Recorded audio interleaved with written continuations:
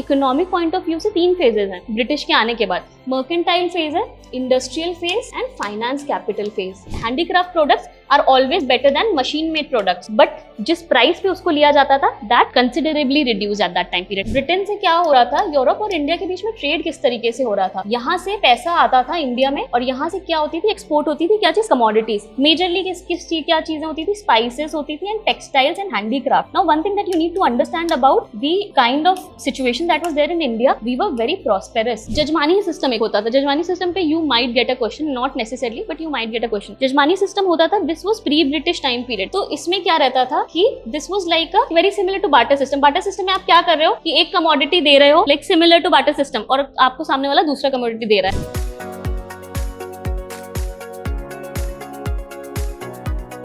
Last lecture में we were talking about the Anglo Mysore and Anglo Maratha wars. ये time period क्या है, this is the time period that is at the late stage. जैसे ये basically time period है 1792 से 1804 का जो मैप है, इस तरीके कैसे चेंजेस आए थे इस रीजन में। अब मराठा यहाँ से एक्सटेंडेड था, पानीपत तक एक्सटेंडेड था। 1761 में बैटल ऑफ पानीपत हारने के बाद there were a lot of territories that they lost. So by the time period when we reach 1880 they had lost all the territories, subsidiary alliance हो गया था। Same with Mysore, 1799 में subsidiary alliance हो गया। So you have understood what subsidiary alliance is, what were the treaties, these things you've understood. So these are some of the things that were there. Now moving on to the economic aspect of the time period. अब 18th और 19th century में उस समय economy कैसी थी? This is a very important thing.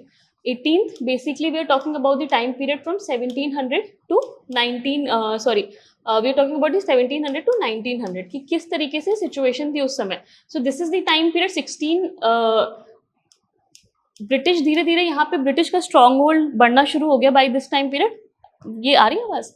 तो इस समय स्ट्रॉन्ग होल्ड बढ़ना शुरू हो गया, बट उस समय what was the economic situation back then in India, this is very important कि before the advent of Europeans what was the situation, after the coming of, after the strong hold of British what was the situation. So for your basic understanding, one thing that we will be discussing, acha, this is a basic diagram that shows drain of wealth. It's a satirical picture that shows कि किस तरीके से India से wealth drain होता था। So there were different phases in which British came and they started, first they started as merchants, फिर उन्होंने क्या किया, इंडस्ट्रियल फेज आया, फिर फाइनेंशियल फेज आया। तो इसमें इकोनॉमिक पॉइंट ऑफ व्यू से तीन फेजेस हैं ब्रिटिश के आने के बाद। मर्केंटाइल फेज है, हम लोग separately will discuss it. Mercantile phase, industrial phase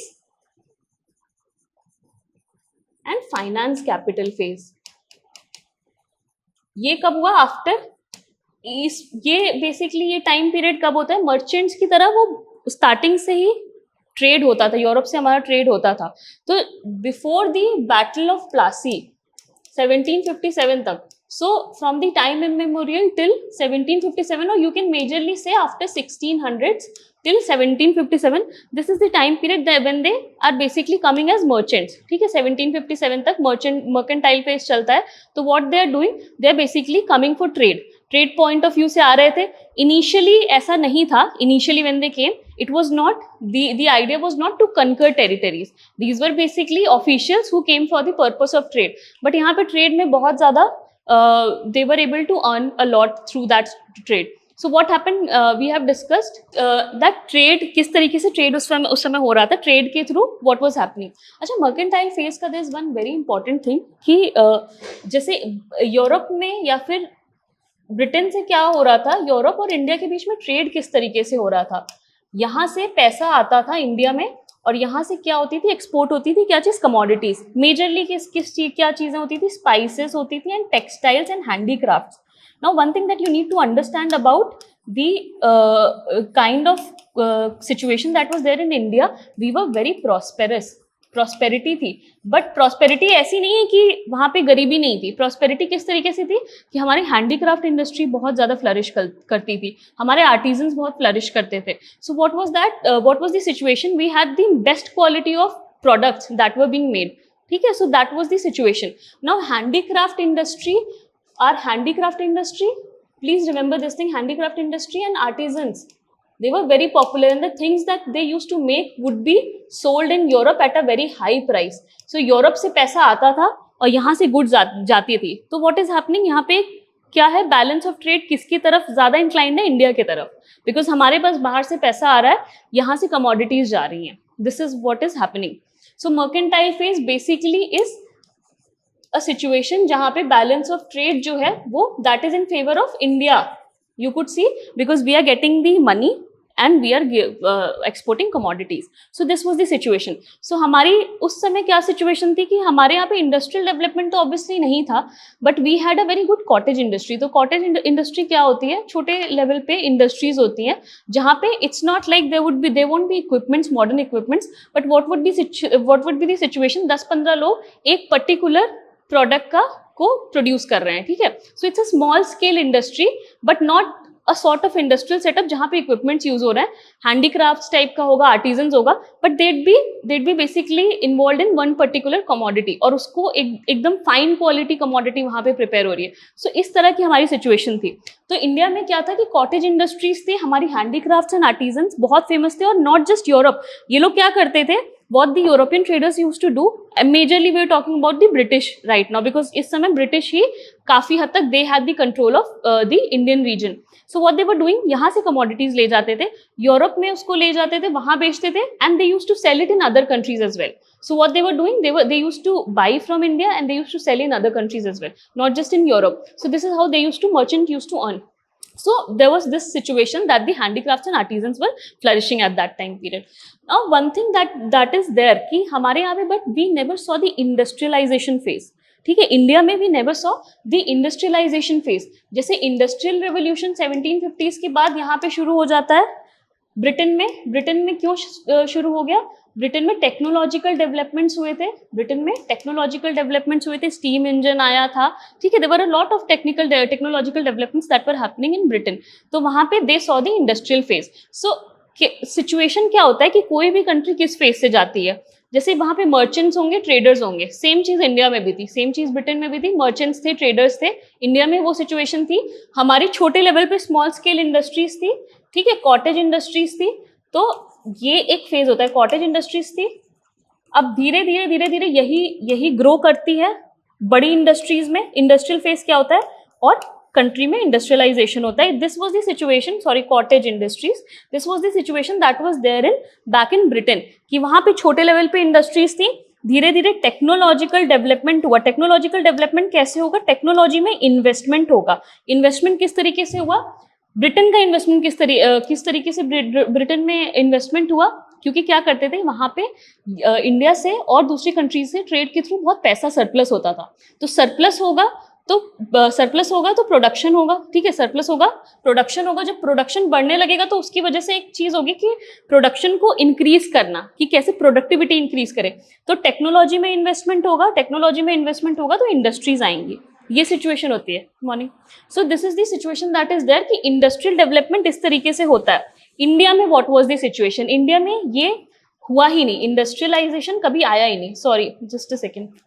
So India में we never saw the industrial during the time period of British, we never saw the industrial phase. So what happened in India? Deindustrialization.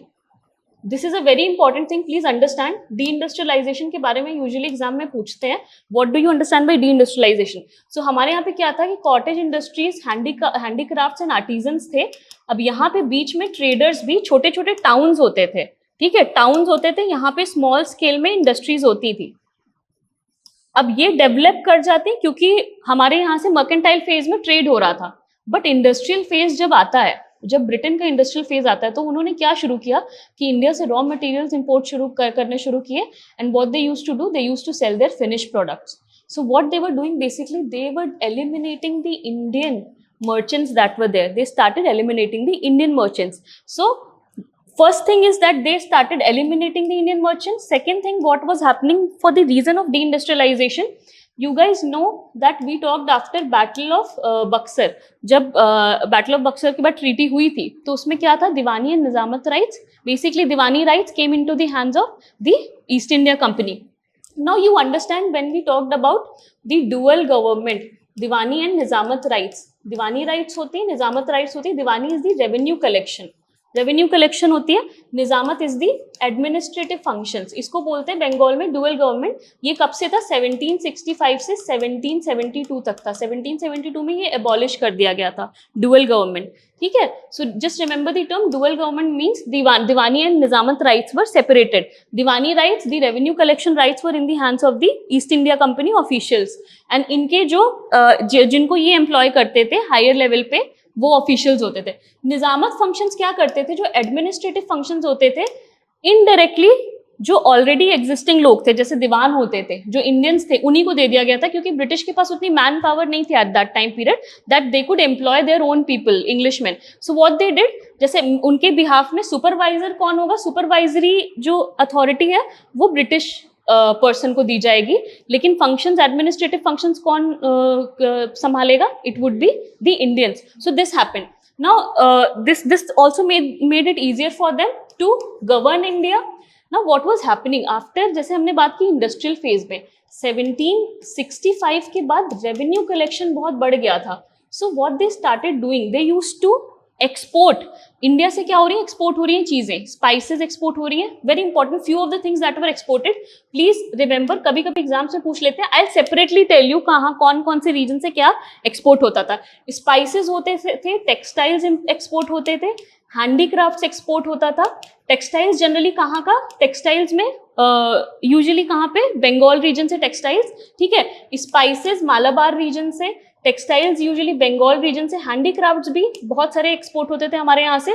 उसके अलावा धीरे धीरे production ये बाद में start हुआ, cotton, jute, Indigo, ये सारे जो रॉ मटेरियल्स थे लेटर स्टेजेस में इसको एक्सपोर्ट किया जाने लगा, क्योंकि जब कमर्शियलाइजेशन हुआ, ठीक है। Now one thing that we were talking कि इनिशियली मर्केंटाइल फेज में, जो मर्केंटाइल फेज था 1757 तक, तो बैलेंस ऑफ ट्रेड किसके फेवर में था? इंडिया के फेवर में।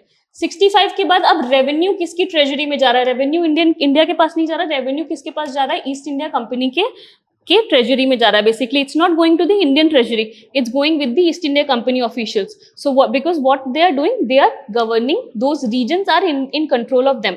सो बंगाल की जब हमने बात की थी, बंगाल अभी के पॉइंट ऑफ व्यू से it wasn't just West Bengal, it was the entire जो बांग्लादेश वाला रीजन है, बंगाल, बिहार एंड ओडिशा, इतना बड़ा हुआ करता। तो प्लीज रिमेंबर, जब हम बात करते हैं ना दीवानी राइट्स उनको कहाँ कहाँ की मिली थी? प्रेजेंट कॉन्टेक्स्ट में ये पूरे रीजन, बंगाल, बिहार, ओडिशा, ये पूरा रीजन उस समय बंगाल प्रेसिडेंसी था, तो वहां पे बहुत high revenue they used to get. So what they started doing, they used to export Indian goods, but now what is, how are they paying for those Indian goods? From the Indian revenue. So are you understanding? The payment that is being done is not being done by their own, like the whatever they are, that should be technically coming from the home country, ठीक है, वहां से आना चाहिए। अब जो Indian revenues हो रहा है उससे ही पेमेंट कर रहे हैं। सो व्हाट इज हैपनिंग?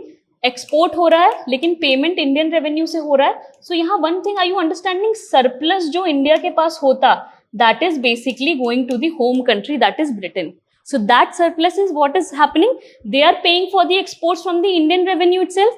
वहां से कुछ नहीं आ रहा है, इंडियन रेवेन्यू से जा रहा है। सो इंडिया में जो सरप्लस होता, जो कि इन्वेस्ट होता इंडस्ट्रियल डेवलपमेंट में, that never happened. So this is the reason, this is the major reason that deindustrialization happened, because we never had that surplus that could be invested back in the in context of industries. So what that is what happens in India. Cottage industries थी, towns थे, जैसे cottage industries थी, towns थे, towns में धीरे धीरे merchants grow कर रहे थे, बट ये मर्चेंट्स को ही एलिमिनेट कर दिया गया। आर्टिजन्स धीरे धीरे they started losing their jobs. Why were artisans losing their job? Because during this, हाँ, दे स्टार्टेड एक्सपोर्टिंग। आर्टिजन्स का देखो एक चीज क्या हो जाती है, हैंडीक्राफ्ट इंडिया का बहुत अच्छा था, they used to have, like handicraft is basically handmade. What is it being replaced by? It is being replaced by the British goods. Now what was happening? जो artisans और handicrafts जो artisans जो involved होते थे इसमें, they are losing their jobs first of all, because what is being done is they are not getting the money that they used to get पहले. Before they used to get the money according to their work, now they were not getting that money. So artisans, what is happening? They are losing their jobs. Merchants को फायदा नहीं हो रहा है, क्योंकि क्या हो रहा है कि cheap goods कहाँ से आ रही है? ब्रिटेन से आ रही है during the industrial phase. Britain से चीप गुड्स आ रही है, तो मर्चेंट्स भी, इंडियन मर्चेंट्स एलिमिनेट होना शुरू हुए। सो ये सारे जब एलिमिनेट होते हैं, अब ये कहाँ जाएंगे? मर्चेंट्स भी कहीं इन्वॉल्व होंगे, आर्टिजन्स भी, तो धीरे धीरे जो सरप्लस पॉपुलेशन है वो एग्रीकल्चर में आ जाती है। अब एग्रीकल्चर पे डिपेंडेंसी किसकी बढ़ गई? सारी इंडियंस की। इसलिए एग्रीकल्चर में क्या हुआ, इतने लोगों की जरूरत नहीं है, but agriculture because artisans they don't have a job, so what they eventually do, they shift to agriculture and they become tenants. Tenants किसके लैंड पे बन जाते हैं? जो ऑलरेडी एग्जिस्टिंग पेजेंट्री है, जिनके पास लैंड है, उनके यहाँ पे टेनेंट बन जाते हैं, because they don't own the land, so they become tenants. So this is what the situation, this is what happened during that time period. So this, let's talk about the mercantile phase. So you've understood this thing, why how deindustrialization happened. Deindustrialization basically India में industrial development हुआ ही नहीं, क्योंकि यहाँ पे technology में कोई investment नहीं हुआ था. The other thing is surplus was going out in the home country. There was no surplus invested back in India. So we never saw the industrial, we did not exactly never saw, but we did not see the industrial phase during the British time period. It was only in the 20th century. जब धीरे धीरे Indian traders आने लगे, Indian private enterprises आने लगे, जब एक idea develop हुआ था कि we need to have our own companies or our own products that should be sold. So it only happened majorly in the 20th century that we started seeing some sort of industrial development. किस चीज में? जैसे Tata came, then we had steel and other kind of industries that were developed, but it happened in the initial period of 20th century. ठीक है, 1900 के बाद धीरे धीरे शुरू हुआ. बट एक्चुअल में जब हमें इंडस्ट्रियल डेवलपमेंट चाहिए थी, इंग्लैंड में इंडस्ट्रियलाइजेशन हो रहा है, इंडिया में डी इंडस्ट्रियलाइजेशन हो रहा है. ठीक है, तुम लोग को डी इंडस्ट्रियलाइजेशन समझ में आ गया क्यों हो रहा है? कॉटेज इंडस्ट्री है, टाउन्स में merchants they start losing their jobs. Why are they losing? Because the Indian commodities are not getting, like उसका जो सेल है that is not happening, because market अब क्या हो गया, इंडिया क्या हो चुका है, India has become in the second stage, India becomes the market for cheap machine made goods. और यहाँ से रॉ मटेरियल्स जा रहे हैं. ठीक है, तो यहाँ से रॉ मटेरियल जा रहे हैं, हाँ, फिनिश गुड्स नहीं जा रहे हैं. तो हैंडीक्राफ्ट आर्टिजन्स का जॉब लूज होता है, और सेम चीज होता है मर्चेंट्स के साथ, because they are not earning enough from selling the Indian products. ठीक है, so we saw the deindustrialization phase, and इसीलिए एग्रीकल्चर पे बहुत ज्यादा पॉपुलेशन आ गई. तो हम जब लैंड रेवेन्यू की बात करेंगे ना, तो एग्रीकल्चर पे डिपेंडेंसी बढ़ गई. देन एग्रीकल्चर में भी एक फेज आया, we'll talk about the phase जब कमर्शियलाइजेशन शुरू होता है. और जब कमर्शियलाइजेशन ब्रिटिश शुरू करते हैं एग्रीकल्चर का, commercialization is basically what kind of products are being produced, something that is of commercial benefit to the British government at that time period. So what they started doing, they started cultivating cotton, jute, indigo, opium. ठीक है, opium का production, wheat का production, इन सब चीजों का production क्यों करते थे? Basically they were being produced to export to other countries, because British had a lot of trading rights. यहाँ पे India was an important colony. So what they used to do, अलग अलग रीजन्स पे इसका production होता था. तो commercialisation के टाइम पे क्या हुआ, एग्रीकल्चर पे देखो डिपेंडेंसी बढ़ गई, लेकिन ये by and large it was majorly commercialized. Commercialization की वजह से क्या हो गया, मान लो ये एक लैंड है, तो यहाँ पे एक छोटा सा एरिया बचा जिसमें प्रोडक्शन किस चीज का हो रहा है, फूड क्रॉप्स का हो रहा है. फूड क्रॉप्स का प्रोडक्शन कहाँ पे हो रहा है, बहुत कम है, और यहाँ पे सारे कमर्शियल क्रॉप्स है. कमर्शियल क्रॉप्स का एक सबसे बड़ा लॉस उसका क्या है कि the land is being occupied, so fertility decline होती है, पहली चीज. दूसरी चीज क्या है कि उसको अब obviously it's not a food crop, so major population what it is dependent on, it is dependent on food crops. But commercialization की वजह से फूड क्रॉप्स कम हो गए, तो जब वो कम हो गया तो उसका प्राइस बढ़ जाएगा, price of the food crops would be increasing, and eventually people would know, like they will become impoverished because they can't afford. उनकी जॉब्स जा चुकी हैं, they are dependent on agriculture and they were not, it's okay, so they were not able to earn money. and इसलिए please remember one thing, 1770 में बंगाल में famine आया था. बंगाल में जो फेमाइन आया था उसमें what was the situation, just a second, so what was the situation back then in Bengal famine? 1/3 of the population was died.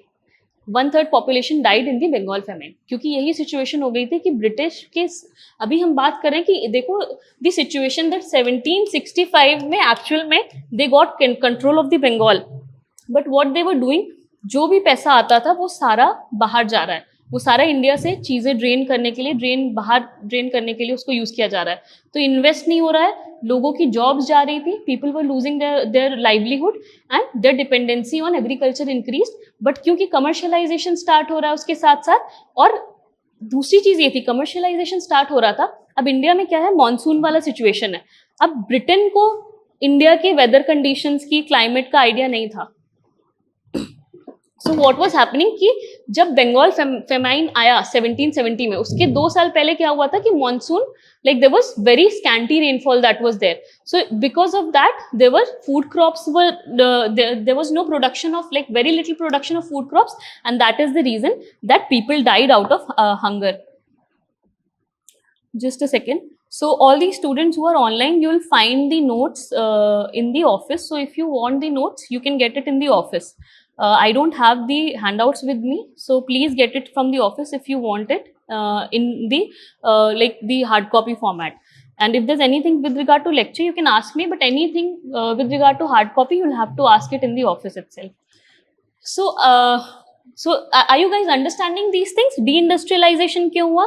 Commercialization की वजह से क्या situation हो रही थी? Population impoverished थी, and ये इस वजह से basically what was happening, the famines used to be recurrent. So let's get back to the different phases again. अच्छा, we'll talk about, मैं एक बार ऐसे जस्ट तुम लोग को बता देती हूँ कौन कौन से phases थे, फिर we'll just get into the details of it. ठीक है? अब हमने यहाँ पे पहली चीज बात कर ली है कि कॉटेज इंडस्ट्रीज, तुम लोग समझ रहे हो, कॉटेज इंडस्ट्रीज छोटे लेवल की इंडस्ट्रीज। कॉटेज इंडस्ट्री से कभी भी ये मत कंफ्यूज करना कि वहां पे इंडस्ट्रियल इक्विपमेंट्स होते थे, जिसे 10, 15, 20 लोग इन्वॉल्व हैं, एक पर्टिकुलर कमोडिटी बना रहे हैं वहां पे। सो दैट इज कॉटेज इंडस्ट्री। अब ये क्या होता था, कॉटेज इंडस्ट्री का फायदा क्या होता था कि people use to, they would be mass production of certain things and they use to be sold to industries में, मर्चेंट्स को देते थे, मर्चेंट्स उसको इवेंचुअली सेल करते थे बाहर। सो इस तरीके से ये सिस्टम था। तो मर्चेंट्स क्या होते थे, कॉटेज इंडस्ट्रीज जो विलेज लेवल पे कॉटेज इंडस्ट्रीज होती थी, वहां से ले जाते थे टाउन्स में, टाउन से पोर्ट्स, और वहां से बाहर सेल होता था। तो इस तरीके से इंडियन मर्चेंट्स फायदा करते थे। अच्छा, one thing that is there, for instance मैं तुम लोग को जस्ट एग्जांपल देती हूँ how the situation in India was back then. For instance they are producing something for 100 rupees, अब मर्चेंट्स उसको 200 में ले रहे हैं and they are selling it for 500, so they were making substantial money. जब जैसे ही ब्रिटिश आए तो what was happening, the amount that they would be getting paid would become 50 rupees.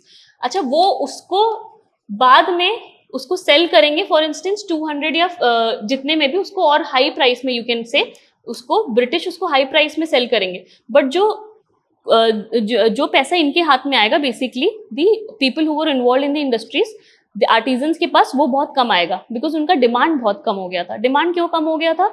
Demand eventually industrialisation हो रहा था कहाँ पे? यूरोप में शुरू हुआ था ब्रिटेन से, ठीक है, ब्रिटेन से शुरू हुआ इंडस्ट्रियलाइजेशन, धीरे धीरे पूरे यूरोप में इंडस्ट्रियलाइजेशन शुरू हो गया था, ठीक है। तो इस वजह से उसकी डिमांड्स कंपेरेटिवली कम हो गई, लेकिन ऐसा नहीं था कि मेजरली कम हो गई, क्योंकि handicraft products are always better than machine made products. But जिस प्राइस पे उसको लिया जाता था, that considerably reduce at that time period, ठीक है। So this is how the artisans, they were not getting paid enough for the commodities that they were producing, and बीच में मर्चेंट क्लास को भी धीरे धीरे merchant class was also not being able to earn enough from that. So there was a relationship between agriculture and cottage industries in India. Agriculture flourish करती थी। अच्छा, pre British time period what was the situation? Generally क्या होता था, you can से during the Mughal time period itself 1/3 usually रहता था revenue demand, ठीक है। For instance I just give you an example, 100 kg production हो रहा है, तो इसका कितना परसेंट होगा?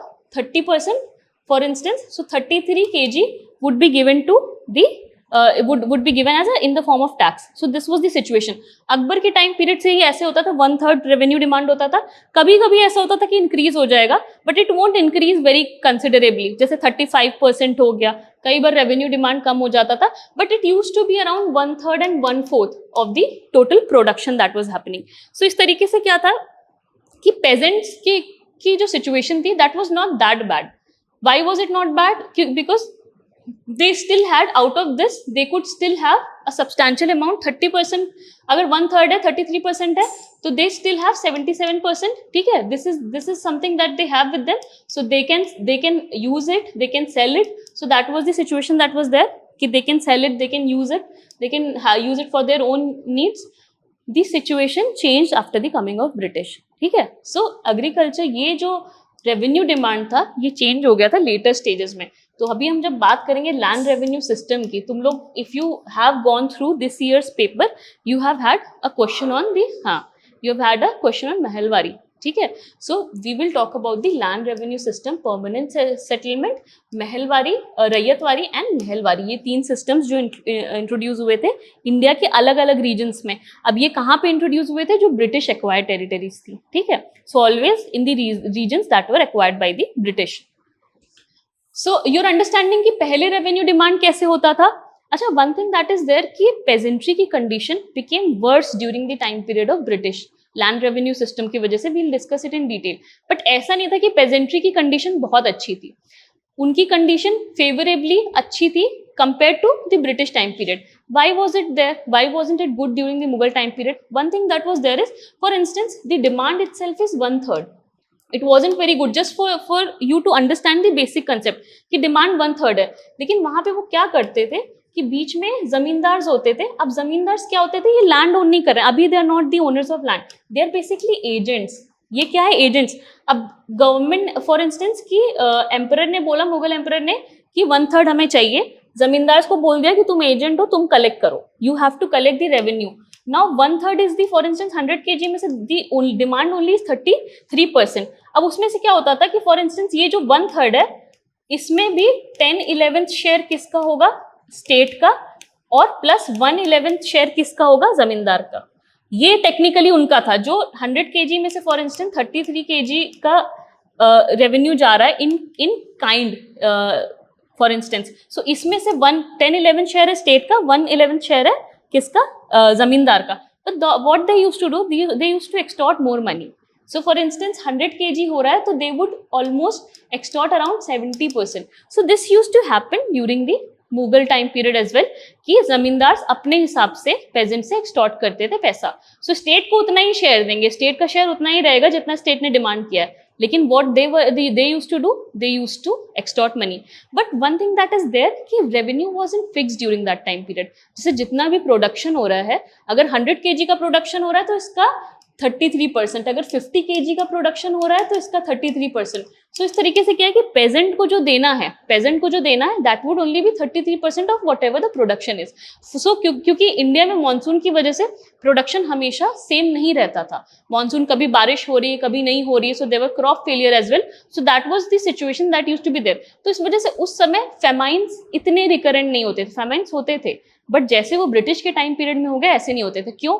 क्योंकि डिफरेंस यही सबसे बड़ा हो गया कि यहाँ पे डिफर करता था अकॉर्डिंग टू प्रोडक्शन, लेकिन ब्रिटिश टाइम पीरियड में क्या हो गया था कि रेवेन्यू फिक्स्ड है, 100 kg इस साल, 100 kg next year, 100 kg the other year, it is become fixed. So even if there is surplus production 120 kg, even if there is 50 kg production, even if there is 30 kg production, the demand itself would remain the same. So what used to happen, the peasantry used to get into the clutches of money lenders, क्योंकि उनको क्या करना होता था, बीच में एक middle man आ गया था। जो ब्रिटिश के टाइम पीरियड में जो जमींदार जो मुगल टाइम पीरियड में एजेंट की तरह काम करता था, इसको लैंडलॉर्ड बना दिया गया था। तो ओनरशिप इस समय ओनरशिप नहीं है, यहाँ पे ओनरशिप हो जाती है during this time period. Are you understanding the difference? So during that time period they were just agents, during the time period of British they were made landlords, so they had the ownership. Now this is a very important thing, the customary rights की जो बात होती है ना, customary rights, कोई भी land होता था, if you remember during the Mughal time period land पे कस्टमरी राइट्स क्या होते थे टेक्निकली, जैसे फॉर इंस्टेंस ये हमने बात की थी Mughal time period khalisa land होता था जो डायरेक्ट कंट्रोल में होता था किसके? मुगल एम्परर के, और जो लैंड्स होते थे उसको दे दिया जाता था। बेसिकली क्या होता था कि किसी का लैंड पे राइट नहीं होता था, इट वाज कस्टमरी लॉज जो वर्क करते थे, people used to live on the land and they had to give a certain revenue, so they had customary rights over the land, the peasants had customary lands, they won't be evicted from the land. But during the time period of British this changed, so जो जमींदार होते थे, जो agents होते थे, उन्हीं को landlord बना दिया गया, और जिनका लैंड होता था वो क्या हो गए? टेनेंट्स हो गए। So they became tenants, they had to, जो उसमें से प्रोडक्शन होगा they had to give a certain amount to the landlords, और वो क्या करेगा? That would be passed on to the treasury, ठीक है, जो ब्रिटिश के पास जाएगा। तो ये सिचुएशन हो गई। तो वो बेसिक क्या है कि वो अपने सबसिस्टेंस के लिए रख लें, उसके अलावा जो बचे they can sell it of, but this the point, the situation that was there is basically subsistence के लिए भी उनके पास नहीं बचता था, because revenue demand इतना high हो गया था ना during the time period of these three, like तीनों system के time period में, Mahalwari, ryotwari and permanent settlement के time period में revenue demand used to be around 80%. Like imagine 100 kg में से 80 kg would be the production, like जो production हो रहा है that would be given off. So they were left with very little. So कई बार ऐसा होता था कि they did not have money for the subsistence. What happened?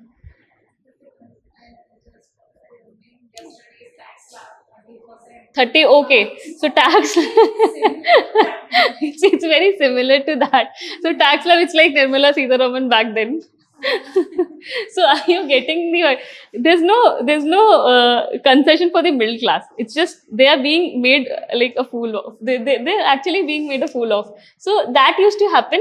See, the demand that would be there, 1/3 demand होता था या 33% होता था, but 80% कैसे चला जाता था? Why was it as high as 80%? क्योंकि यहाँ पे किसका एक arbitrary ये हो जाता था, जमींदार्स का, लैंडलॉर्ड्स ना आर्बिट्रली चार्ज करते थे पेजेंट से, सो इस वजह से it used to go as high as 80%, कभी कभी तो 90%। महलवारी सिस्टम में इतना ज्यादा हो गया था कि 90% डिमांड उन्होंने रख दिया था। There was a situation कि जितना प्रोडक्शन होगा उसका 90% would be given as tax. So this was the situation at that time period.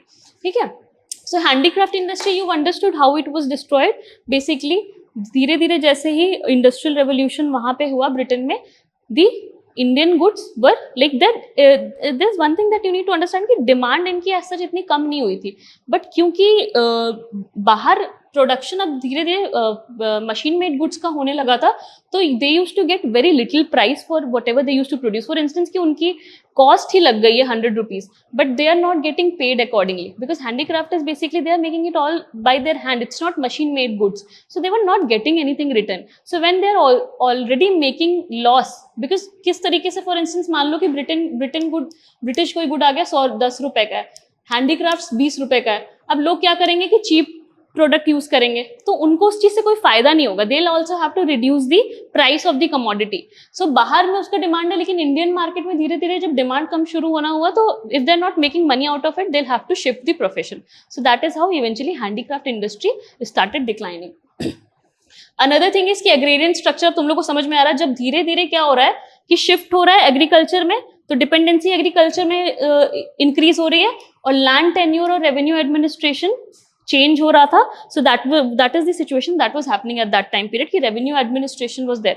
अच्छा, there is one thing you remember, Ijara system हमने बात किया था, ठीक है, हमने बात किया था जहांदार शाह के टाइम पीरियड में एक रेवेन्यू एडमिनिस्ट्रेशन सिस्टम होता था। हाँ, नहीं दैट वो हिंदूज पे नहीं, Ijara system is basically revenue system होता था। उस सिंपल से सिस्टम, जैसे हमने बात की ना कि वो लोग क्या करते थे उस समय कि इजारेदारी सिस्टम होता था। This is something that could be asked to you in the exam, Ijaredari system, Ijara system या इजारेदारी सिस्टम। अब इसमें क्या रहता था, वही सिमिलर चीज है कि रेवेन्यू डिमांड है, अब ये किसको दे दिया, एक कि इनको रेवेन्यू करना है, तो एक हाईएस्ट बिडर, कोई लैंड है, इस पे कोई लैंड, अब जो जिसने भी हाईएस्ट बिड किया उसको दे दिया जाएगा कि तुम इसको यहाँ से रेवेन्यू करो। फॉर इंस्टेंस इस हाईएस्ट बिडर ने बोला कि we'll collect 200 kg of like that be revenue that would be given. So highest bidder को दे दिया वो लैंड, अब उसको क्या करना है कि इररिस्पेक्टिव ऑफ कितना प्रोडक्शन यहाँ पे हो रहा है उसको उतना पैसा देना है, अगर नहीं देगा तो it would be again auctioned off to somebody else. So this was the Ijara system. Again Ijara system की वजह से क्या होता था कि पेजेंट्री पे बहुत ज्यादा उनको बहुत ज्यादा इश्यूज होते थे, क्योंकि again they are the ones who are the suppressed, they have to somehow have the product, this amount of production, because this has to be paid to the as a revenue. Now ijaredari system was there during that time period. Before coming of all these systems that we land revenue system, 1772 में Hastings था, William Hastings, ठीक है, इसने revenue farming के system start की, very similar to the Ijaredari system, very similar to the Ijaredari system. इसमें भी यही चीज था कि क्या हुआ, रेवेन्यू, लैंड रेवेन्यू है, एक साल के बेसिस पे वहां पे फिक्स नहीं किया गया, लैंड रेवेन्यू 1 ईयर के लिए कि एक जो भी हाईएस्ट बिडर होगा उसको दिया जाएगा 1 साल के लिए, और उसको उतना देना है, रेवेन्यू उतना पे करना है। फिर बाद में it was change to 5 years कि 5 ईयर्स के लिए सेम रहेगा, हाईएस्ट बिडर जितना भी उसने बोला उसको पे करना है, फिर again it was change to 1 year. तो this is basically revenue farming system. Please remember this was during the time period of Hastings that was introduced revenue farming system. This was basically to generate more revenue from the people. So revenue farming में क्या था कि land revenue decide हुआ highest bidder को, very similar to Ijaredari system. You can say it is somehow continuation of the Ijara और Ijaredari system. ठीक है, so it was similar to Ijaredari system, very similar. यहाँ पे क्या कर दिया गया कि हाईएस्ट बिडर को 1 साल के लिए उसको कॉन्ट्रैक्ट दे दिया गया. कॉन्ट्रैक्चुअल बेसिस होता था, तुमको देना है. फिर क्योंकि हर साल ये चीज उस चीज को कॉन्ट्रैक्ट रिन्यू करना इशू था, तो बाद में उसको 5 ईयर्स का कर दिया गया. फिर 5 ईयर्स में उतना रेवेन्यू जब नहीं हो रहा था तो उसको अगेन 1 ईयर. सो 1772 से लेके 1790 या फिर यू कैन से 93 इस समय तक ये वाला रेवेन्यू सिस्टम कंटिन्यूड रहा, लेकिन इसमें बहुत ज्यादा एक्सप्लॉयटेशन होता था पेजेंट्री का. सो ये सिचुएशन रेवेन्यू फार्मिंग की continued before the permanent settlement. So revenue farming was not very successful because the revenue demand used to be very high and there was a lot of corruption within the East India Company officials. So that was the situation. That is the reason that revenue farming was not very successful. अच्छा, economic situation during the pre British era, उस समय क्या होता था, let's just talk about it briefly. Jajmani system एक होता था. Jajmani system पे you might get a question, not necessarily but you might get a question. Jajmani system होता था, this was pre British time period. तो इसमें क्या रहता था कि दिस वाज लाइक एक बार्टर सिस्टम की, like very similar to barter system. Barter system में आप क्या कर रहे हो कि एक कमोडिटी दे रहे हो, like similar to barter system, और आपको सामने वाला दूसरा कमोडिटी दे रहा है. इसी तरीके से क्या होता था, higher caste and lower caste में एक रिलेशनशिप थी. लोअर कास्ट में कौन कौन आ जाते हैं, जैसे for instance barbers are there. ठीक है, barbers are there are other lower caste people that are there. For instance, you can say different other professions that were there. So what they are doing, barbers and other professions, what they are doing, they are providing services to the higher caste. In return इनको क्या मिलता था, lower caste को they used to get things in cash and kind. जैसे कभी grains दे दिया इनको, कभी cash दे दिया. तो ये एक सर्विस थी which was like a mutual relationship between the higher caste and the lower caste. इसको बोलते थे जजमानी system. Higher lower caste barbers, weavers and different other lower caste people, they used to provide services. जो services provide करते थे और इसके बदले में इनको जनरली ग्रेन्स मिलते थे एंड कैश मिलते थे. तो ये एक बहुत ही, हाँ, ग्रेन्स उगा सकते हैं. जनरली क्या हो रहा है, ये सर्विसेज प्रोवाइड कर रहे हैं, they are not working on the agriculture land. Are you understanding? So what is this, is a mutual relationship. This is a mutual, ये सिस्टम एग्जिस्ट करता था एट दैट टाइम पीरियड. ऐसा नहीं था कि एग्रीकल्चर में लोग नहीं इन्वॉल्व थे. एग्रीकल्चर में पेजेंट्स इन्वॉल्व है. जो बार्बर है फॉर इंस्टेंस, वो सर्विस प्रोवाइड करेगा, तो वो एग्रीकल्चर में एट द सेम टाइम नहीं इन्वॉल्व है, तो उसके बदले में उसको चीजें मिलती थी from the higher caste. So this is basically, हाँ, ऑक्यूपेशन बेस्ड था ये. हाँ, not like today. So it was basically, अभी तो जैसे ये होता है ना कि it is basically occupation based, और एक ये रिलेशनशिप होती थी, एक म्यूचुअल रिलेशनशिप होती थी between the higher caste and the lower caste. So this was jajmani system. Jajmani system में we don't have to go in detail वैसे, but you just need to know the basics. हो सकता है you might get a question on this in the prelims, और mains में भी आ सकता है, बट नॉट नेसेसरली अभी इतना इंपॉर्टेंट ऐसा नहीं है. Nature of economic occupation, you know, handicraft industries होती थी. Handicraft industries, so when, like please understand, जब भी हम हैंडीक्राफ्ट इंडस्ट्रीज बोलते हैं, we mean by it the cottage industries, the small scale industries that were there. Emergence of new cities हो रखा था. मर्चेंट्स होते थे, और मर्चेंट्स जो आर्टिजन्स जो बनाते थे, उनके साथ रिलेशनशिप एक थी. आर्टिजन्स वो मर्चेंट्स को सेल करते थे, और merchants used to sell this outside. Types of industries before it, cottage industries, small scale industries were there. India had a good fair share in the global trade. क्यों? India had a good, और India का हमेशा balance of trade है वो हमेशा positive होता था. ठीक है, are you understanding? This was before the coming of British. जब ब्रिटिश ने धीरे धीरे स्ट्रॉन्ग होल्ड बनाना शुरू किया, उसके पहले का था, जजमानी सिस्टम थी. अब इस तरीके से क्या है, तुम लोग ये चीज समझ रहे हो, it was not that people were not impoverished, but it was not as bad it was during the British time period, because यहाँ पे the people of different occupations, they are also getting money cash kind में. The people who are involved in agriculture, there's a substantial section that is involved in agriculture. So it's not the entire population that is involved in agriculture. It's only a certain section that is involved in agriculture, because और कौन-कौन से हैं? Village में there are different other occupations. Merchant artisans है, they are involved in their occupation. Agriculture में तो ऐसे हो गया, मान लो कि 30% लोग agriculture में involved हैं, 20% artisans, and there are like other population that are involved in different professions. So everybody is like, there's a balance that was there. The industries, small scale industries, codependency थी सबकी एक दूसरे पे, तो एक ये चीज भी होता था, एक्सप्लॉयटेशन नहीं होता था. मर्चेंट्स आर्टिजन्स को एक्सप्लॉयट करने की कोशिश नहीं करते थे. They used to pay them well, because what used to merchants used to earn a lot of money from the commodities, because उसकी वैल्यू बहुत थी बाहर. जो हैंडीक्राफ्ट्स होती थी इंडिया की, उसकी वैल्यू बहुत थी बाहर. तो दिस, हाँ.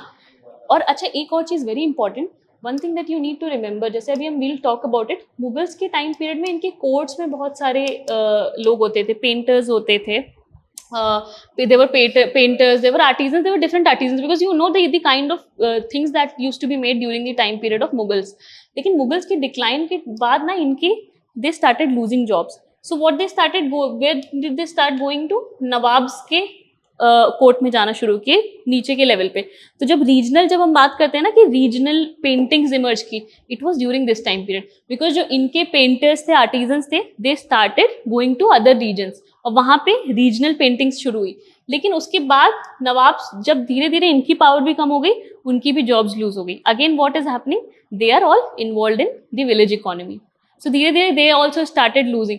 So during the time period of during the British time period, there were different kinds of paintings and other things that were emerging, because people from the Mughal court, they started migrating to different regions. जैसे कश्मीर हो गया, हिमाचल हो गया, so we have the Kangra school, so we have Bani Thani, you've heard. So ये सारे art and architecture का part हो जाते हैं. तो ये किस तरीके से इमर्ज किए, बिकॉज मुगल के कोर्ट से जो बड़े बड़े पेंटर्स थे, आर्टिजन्स थे, they started migrating to different regions. लेकिन वही ब्रिटिश के आने के बाद they also started losing their jobs. So that is the situation that was there. Are you understanding कि regional paintings or regional different kinds of things, how did they emerge? So you've understood जजमानी system, India global trade में balance of trade था, इसीलिए British को बहुत ज़्यादा interest था. British के लिए इंडिया सबसे इम्पोर्टेंट कॉलोनी थी उसकी. क्यों सबसे इम्पोर्टेंट कॉलोनी थी? क्योंकि यहाँ से जो चीज़ें ट्रेड करता था British, they used to sell it at a very high price. ठीक है, so they used to sell it at a very high price. Industries, Scottish type industries were there, there were towns that were there, but towns flourish नहीं कर पाए. Towns flourish क्यों नहीं कर पाए? क्योंकि वही सेम चीज़ है, merchants, they were not earning enough. So that is the reason that the towns were not flourishing at that time period. कौन सा? एक मिनट, मुझे याद भी नहीं है कहाँ से स्टक हुआ. जस्ट अ सेकेंड, मैं एक बार रिपीट कर देती हूँ. मैं एक बार रिपीट कर देती हूँ, कोई बात नहीं. जो चीज़ें हमने डिस्कस की है, लाइक ऑनलाइन जो भी स्टूडेंट्स हैं. सो हाँ, मर्केंटाइल फेज. हाँ, मर्केंटाइल फेज कहाँ से है? यहाँ पे मर्केंटाइल फेज में ये टाइम पीरियड क्यों है? मतलब इट इज जस्ट गिवन ऐसे. See the trade used to happen like with the European region. ठीक है, so trade used to happen, merchants used to be there. अब वो चीज like सचिन मैं डिस्कस कर लूंगी उसको. ठीक है, मैं बस ये थोड़ा सा समझा दूं. तो मर्केंटाइल फेज में मर्चेंट की तरह वो ट्रेड करते थे. यहाँ से British, they used to export Indian commodities, and यहाँ पे गोल्ड, सिल्वर और प्रेशियस ज्वेलरी आती थी. अच्छा, there is one thing that is there for the online students. I will repeat it once again, just give me like 10 minutes. I'll repeat it for you. ठीक है, I'll give you break of 10 minutes. I'll just repeat it for them. ठीक है, because it was stuck in between. So mercantile phase में क्या हो रखा था कि they used to trade. अच्छा, one thing that was there, that was happening, क्योंकि यहाँ से इंडिया के पास एक तरीके से इंडिया के पास पैसे आ रहे थे, यहाँ पे बैलेंस ऑफ ट्रेड हो रहा था. अब British east India Company officials बहुत ज़्यादा इससे अर्न कर रहे थे. So what was happening at that time period is a very significant thing. क्यों फर्स्ट एक्ट आया? जब 1773 में रेगुलेटिंग एक्ट आया. रेगुलेटिंग एक्ट किसने किया? ब्रिटिश पार्लियामेंट ने इम्पोज किया ईस्ट इंडिया कंपनी ऑफिशियल्स पे. 73 में आया था. Regulating act is basically regulating the functions of east India company in India. So the corruption की वजह से. सो व्हाट वाज बेसिकली हैपनिंग कि ईस्ट इंडिया कंपनी ऑफिशियल्स के जो ये थे, जो प्राइवेट ट्रेडर्स थे, अब ये सब इनके पास पैसा बहुत आ रहा है, लेकिन कंपनी क्या हो रही है? बैंकरप्ट हो रही है. ठीक है, कंपनी को ये क्या करते थे, पार्लियामेंट में बोल रहे हैं कि कंपनी के पास पैसा नहीं है, we need money, but what the officials जो खुद privately they used to have big bungalows, ठीक है, so the parliament was noticing कि इनके खुद के पास तो इतना पैसा है, तो company, how is company incurring loss. हाँ, रॉबर्ट क्लाइव के टाइम पीरियड में तो ये पूरी चीज हुई थी, दैट विल डिस्कस जब हम डिस्कस करेंगे, तो क्लाइव के टाइम पीरियड में हुई थी। So this is what, so the parliament decided that the functions of the East India Company would be now regulated. So 1773 में फर्स्ट रेगुलेटिंग एक्ट आया था, उस टाइम पे गवर्नर ऑफ बंगाल, ठीक है। तो क्या चीज हो गई थी कि वी हैड द गवर्नर, इसके पहले भी we had the viceroys governors that were there. First time period में गवर्नर ऑफ बंगाल, और 3 प्रेसिडेंसीज है, गवर्नर ऑफ बंगाल तो उसके नीचे आ जाते थे, इसके नीचे आ जाते थे बॉम्बे एंड मद्रास, तो इसके पास मेजर पावर था, and they were both like subordinate to the Bengal presidency. Are you understanding? जब हमने बात की थी एंग्लो मराठा की, तो एंग्लो मराठा में वी वर डिस्कसिंग की बंगाल में जो कैलकाटा काउंसिल है और बॉम्बे में जो गवर्नमेंट बैठी है, उनके बीच में डिफरेंसेस आ रहे हैं, तो यही था, because they were subordinate to the council that was there in Bengal, ठीक है। we'll discuss those things. So that is the reason that regulation was required for the East India Company. Now mercantile phase is 1757 तक.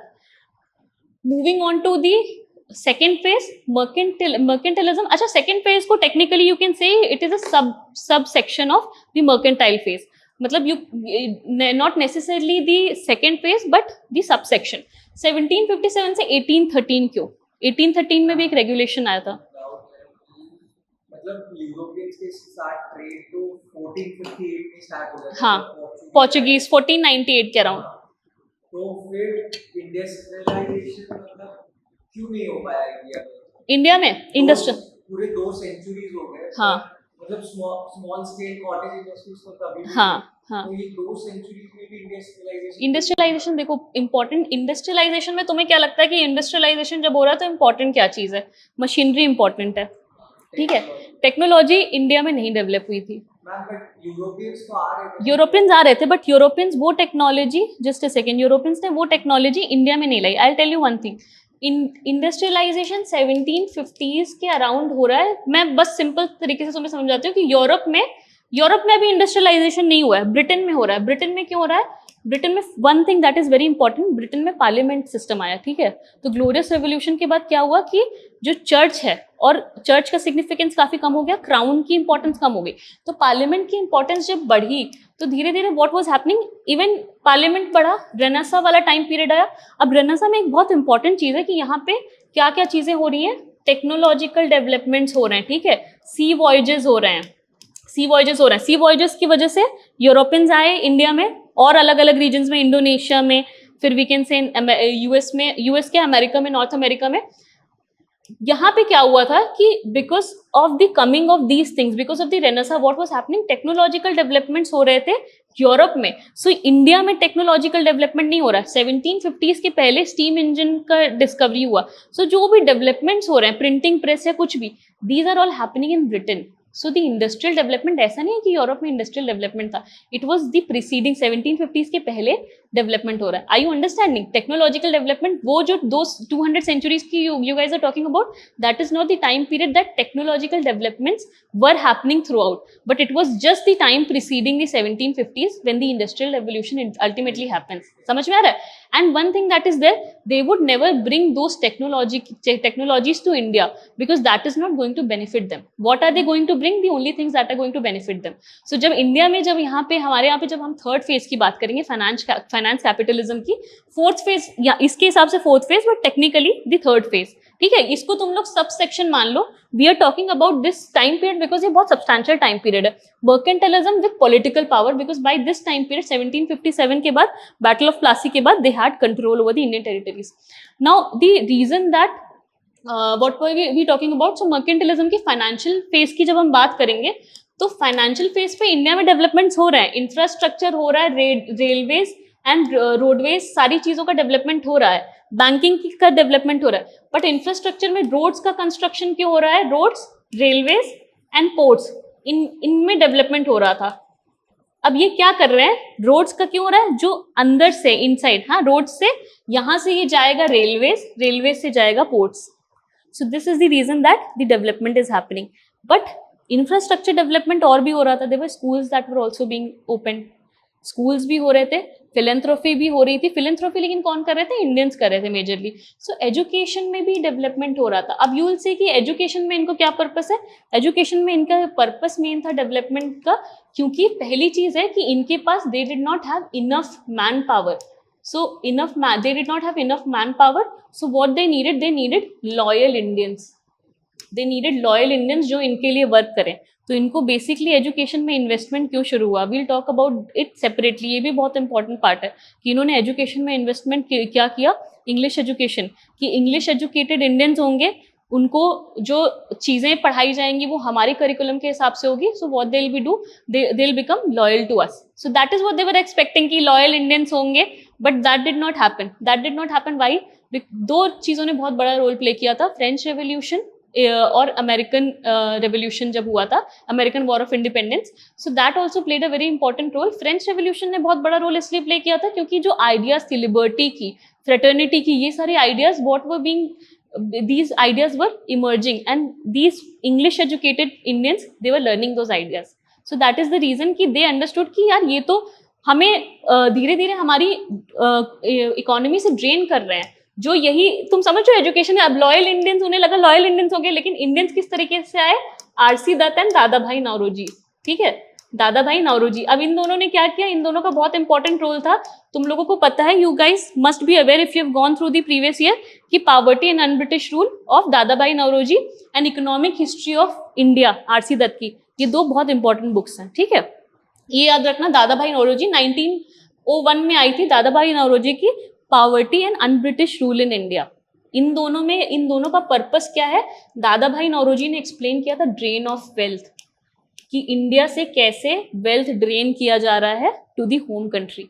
And economic history में R C Dutt ने किस तरीके से बताया कि इकोनॉमिकली कैसे इंडिया इम्पावरिश हो रही है under the land revenue system that was imposed by the British. So इन दोनों ने बेसिक आइडिया प्रोवाइड किया कि ब्रिटिश के आने से हमें कोई फायदा नहीं हुआ। एजुकेशन भी जो उन्होंने दिया that is not for our benefit, they are basically trying to have a set of people who are loyal to them. But because they started reading, so they started understanding what was the situation. Now the balance of trade that was in favor of India had shifted completely, because what was being done, हमारे यहाँ से चीजें export हो रही हैं। ठीक है, first thing, हमारे ही रेवेन्यू से उसका पेमेंट हो रहा है। सो व्हाट इज हैपनिंग कि हमारी प्रोडक्ट्स को खरीद के बाहर दे रहे हैं, हमारे रेवेन्यू से पेमेंट कर रहे हैं। सो कुछ बाहर से हमारे यहाँ नहीं आ रहा है, everything is getting drained out of our country. The tax. So revenue basically Bombay presidency, Bengal presidency and Madras presidency में जो भी रेवेन्यूज आ रहे हैं, what is being done? So यहाँ से जो चीजें एक्सपोर्ट हो रही हैं, पहले मर्केंटाइल फेज में क्या हो रहा था कि फिनिश गुड्स एक्सपोर्ट हो रही थी। मर्केंटाइल फेज में जब पॉलिटिकल पावर भी साथ में आया तो यहाँ पे फिनिश गुड्स, अच्छा उस समय क्या था, फिनिश गुड्स एक्सपोर्ट हो रही थी। बाहर से क्या आ रहा है? Gold, silver and other things are we also used to get these kinds of commodities. Gold silver import होता था इंडिया में, उसके बदले में जैसे हमारे यहाँ से स्पाइसेस का ट्रेड होता था, टेक्सटाइल्स का, हैंडीक्राफ्ट्स का, वहां से इन रिटर्न गोल्ड, सिल्वर और other precious jewelleries were coming. इस समय जब पॉलिटिकल पावर आया तो इनके पास रेवेन्यू भी आ गया। अब यहाँ पे क्या हो रहा है कि हमारे यहाँ से फिनिश गुड्स जा तो रहे हैं during this time period, finish goods are also going, but what is they being paid? Revenue of Bengal. ठीक है, रेवेन्यू ऑफ बंगाल। सो यहाँ से कोई यहाँ टू वे ट्रेड नहीं हो रहा है, this is technically one way.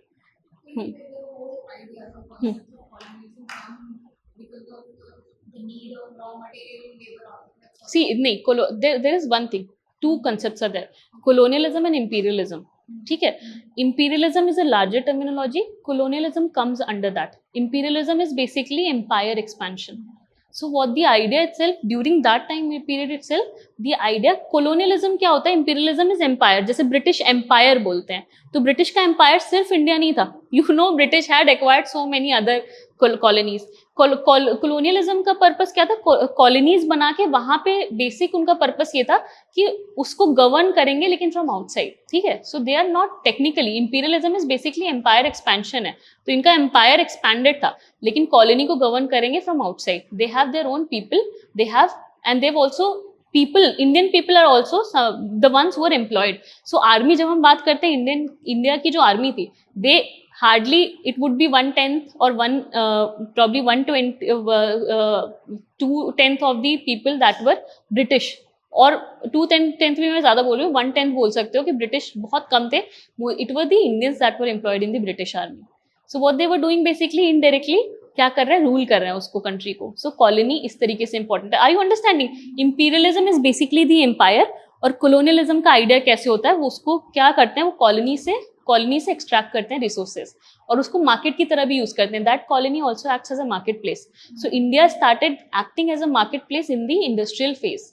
Are you understanding? यहाँ सेकेंड फेज में what they are doing, they are basically taking the finished products ले जा रहे हैं यहाँ पे. Even the raw materials was also started, they started exporting raw materials as well during this time period. But how is it being paid? From the revenue of Bengal. ठीक है, सो revenue यहाँ से जा रहा है. अच्छा, थर्ड फेज में are you understanding these things, colonialism, imperialism और क्या सारी डिफरेंसेज है. ड्रेन ऑफ वेल्थ बहुत इंपॉर्टेंट है. Drain of wealth I will explain it to you in detail also. So it was coined by Dadabhai Naoroji. ये बहुत important है. Poverty and un British rule in India. कभी कभी questions तुम लोगों से पूछ सकते हैं कि कौन से ईयर में था. They usually ask in state pieces वगैरह 1901 में. ठीक है, सो ये just remember the date, year, not necessarily in the UPSC. ये तुम लोगों को मिल जाएगा, but usually they ask the year of the publish. When was it published? So 1901 में. Drain of wealth from India took place in second half of the 18th century, around 1750s. It involved transfer of resources and wealth from India to England without providing any equivalent return. Understanding the drain of wealth, equivalent return क्यों नहीं आ रहा है? क्योंकि हमारे ही revenue से payment किस चीज का हो रहा है, यहाँ पेमेंट हो रहा है. So that is the terminology that was, just a second, that was introduced by दादा भाई नौरोजी. कि there is no, this is very important, कि transfer of resources and wealth from India without providing any equivalent return. Just write it down. So for the people who are online, I'll discuss it once we are like done with this thing. So if you have any other, like what are the doubts that you have, just you can ask me and I'll clear it out for you. Because I don't know where the video was exactly stuck at what time. So if you could just tell me what part did you miss out, so I'll explain it to you. So drain of wealth was this. So for the people who are online, so we have been talking about different, we were talking about the way different phases were there. The mercantile phase, mercantile phase is there. Then the second phase is combined with the mercantile, and the time period when they have the political power. So political power, when do they have political power? After the battle of Plassey and after the battle of Buxar, when they have the Diwani rights of the Bengal region. The third phase is the industrial phase. Industrial phase is basically the time period when there's industrialization happening in Europe, or you can say not exactly Europe, you can say Britain mein industrialization is happening. So that is the industrial phase. So what was happening at that time period? The finished products would be imported in India, and the raw materials were exported from India. So that is the industrial phase. Fifth phase is finance capital phase.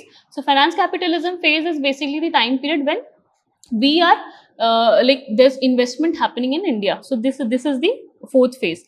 Now talking about the maybe like you guys write down, I'll just explain to the people who are online. So we were talking, most probably you've missed the deindustrialization phase. So what is deindustrialization phase? It is basically the time period when India did not see industrialization. There was no industrial growth. So industrialization didn't happen when it was supposed to happen in India. So cottage industry thi, merchants were there, towns were there. So technically if there was investment in India, the surplus would have been invested in India, we would have seen some sort of technological development, and in return we would have seen the coming of industries. But this never happened, because what was happening, the surplus itself was going to the Britain, the home country. How was the surplus going to the home country? The way, because the revenue that was being generated was used to pay used to pay for the things that were being exported. So this is basically the idea that the revenue, अच्छा one thing that is there, revenue से export सिर्फ नहीं पे होते थे, revenue और किस चीज के जाते थे, जो British officials होते थे सारे उनके, उसके अलावा एक ऑफिस होता था secretary of state for India. ठीक है, ये कहाँ पे था? इंग्लैंड में, लंदन में था. ठीक है, लंदन में था. तो ये ऑफिस था सेक्रेटरी ऑफ स्टेट. अब क्या होता है, जैसे बेसिकली क्राउन आ गया, क्राउन आ गया, उसके नीचे secretary of state London office हो गया, उसके नीचे क्या आ गया, गवर्नर आ गया, गवर्नर जनरल या गवर्नर, उसके नीचे आ जाते जैसे गवर्नर ऑफ बंगाल, उसके नीचे आ गए governors of Madras and Bombay. ये सिस्टम होता था, ठीक है, ऐसे होता था बिफोर 1857 के टाइम पीरियड के पहले होता था। तो जो पेमेंट होता था सेक्रेटरी ऑफ स्टेट के ऑफिस का, वो भी इंडियन रेवेन्यू से जा रहा था। सो दैट इज हाउ तो पे revenue, what ever revenue was going, इसीलिए ड्रेन ऑफ वेल्थ बोलते हैं कि रेवेन्यू पेमेंट अलग अलग चीज के लिए होता था। जो इंडिया से कमोडिटीज जा रही थी उसका होता था, जो ब्रिटिश के ऑफिशियल्स थे इंडिया में उनके लिए होता था, सेक्रेटरी ऑफ स्टेट के ऑफिस का भी पेमेंट यहीं से होता था। So secretary of state for India जो कि लंदन में जिसका ऑफिस था, उसका भी पेमेंट कहाँ से होता था, इंडिया के रेवेन्यू से होता था। So this is how the drain of wealth happened. So one thing that is there, like there is this thing, home charges. Home charges क्या होते थे? There's a term known as home charges. I'll explain it to you what the home charges mean. So home charges basically क्या होते थे कि the payment of the Secretary of State for India, जो London में office था उसका जो payment था, that used to go from the Indian revenue, Indian treasury, जो East India Company officials earn करते थे बंगाल की रेवेन्यू से, ठीक है, that is one thing. The other thing is जो पेंशन होता था, द ट्रेनिंग कॉस्ट फॉर, अब वहां पे क्या होते थे, सिविल एंड मिलिट्री पर्सनल्स होते थे, सिविलियंस होते थे, सिविल एंड मिलिट्री पर्सनल्स होते थे, सिविल एडमिनिस्ट्रेशन के लिए पर्सनल्स होते थे, मिलिट्री एडमिनिस्ट्रेशन के लिए पर्सनल्स होते थे। तो क्योंकि अब धीरे धीरे उनको एडमिनिस्टर भी करना था जो टेरिटरीज उन्होंने एक्वायर की थी, तो इनकी भी जो सैलरीज थी वो कहाँ से जाती थी, इंडियन रेवेन्यू से जा रही हैं। तो ब्रिटेन से कुछ नहीं आ रहा है, there is nothing that is coming, their salary is entirely being paid from the Indian revenue. So one thing that is there, secretary of state के जो चार्जेस थे, पेमेंट है, पेंशन है, सैलरीज है, that is going from the Indian revenue. The payment to the civilians and military personals that were employed in the British services, that was being done from the Indian revenue. And the other things that is being done is basically the other charges that included was the commodities के लिए जो payment होता था। अच्छा, one thing that is there, तो जो home charges थे 1857 के पहले कितने होते थे? 1857 के पहले, 1857 is the time period जब हम रिवोल्ट ऑफ 1857 के पहले, it used to be around 10 to 13% home charges. अब होम चार्जेस के constituents, have you understood what were the home charges? Will also separately also talk about some of the other things that were there. So it used to be around 10 to 13% 1857 के पहले, revolt of 1857। उसके later stage में around 50 years, 1857 से you can से 1900 तक, it increased, the home charges increased. So home charges increased around 24%. It became around 24%. So this is the extent कि imagine India से जितना भी रेवेन्यू आ रहा है, इंडियन रेवेन्यू का 24% किस में जा रहा है? पेमेंट के लिए जा रहा है। किसकी पेमेंट के लिए? जो एम्प्लॉयज हैं इनके, ईस्ट इंडिया कंपनी के ऑफिशियल्स के एम्प्लॉयज इंडिया में as well as back in Britain, so उनके पेमेंट के लिए जा रहा है। So this is what was happening basically, home charges. Around 1900 के बाद कितना increase हो गया था? So there was like the extent to which the home charges were there. It used to be around 20. It used to be around more than around 17 million pound. So that was the extent. 17 million pound was the extent to which the home charges were there at that time period. So home charges includes different elements. So we've talked about the salaries and pensions that were there included in the home charges. अच्छा, home charges की constituents की एक बार बात कर लेते हैं। Apart from the salaries, what other things used to be included in the home charges? You don't have to remember ये सारी details, just for the basic understanding कि किस तरीके से इंडिया की जो रेवेन्यू थी, that was basically being spent on the Europeans, that was basically being spent on the Britain अपने एक पर्पस के लिए एक्सपेंड करता था उसको। तो होम चार्जेस में there are certain things that are there. Just a second,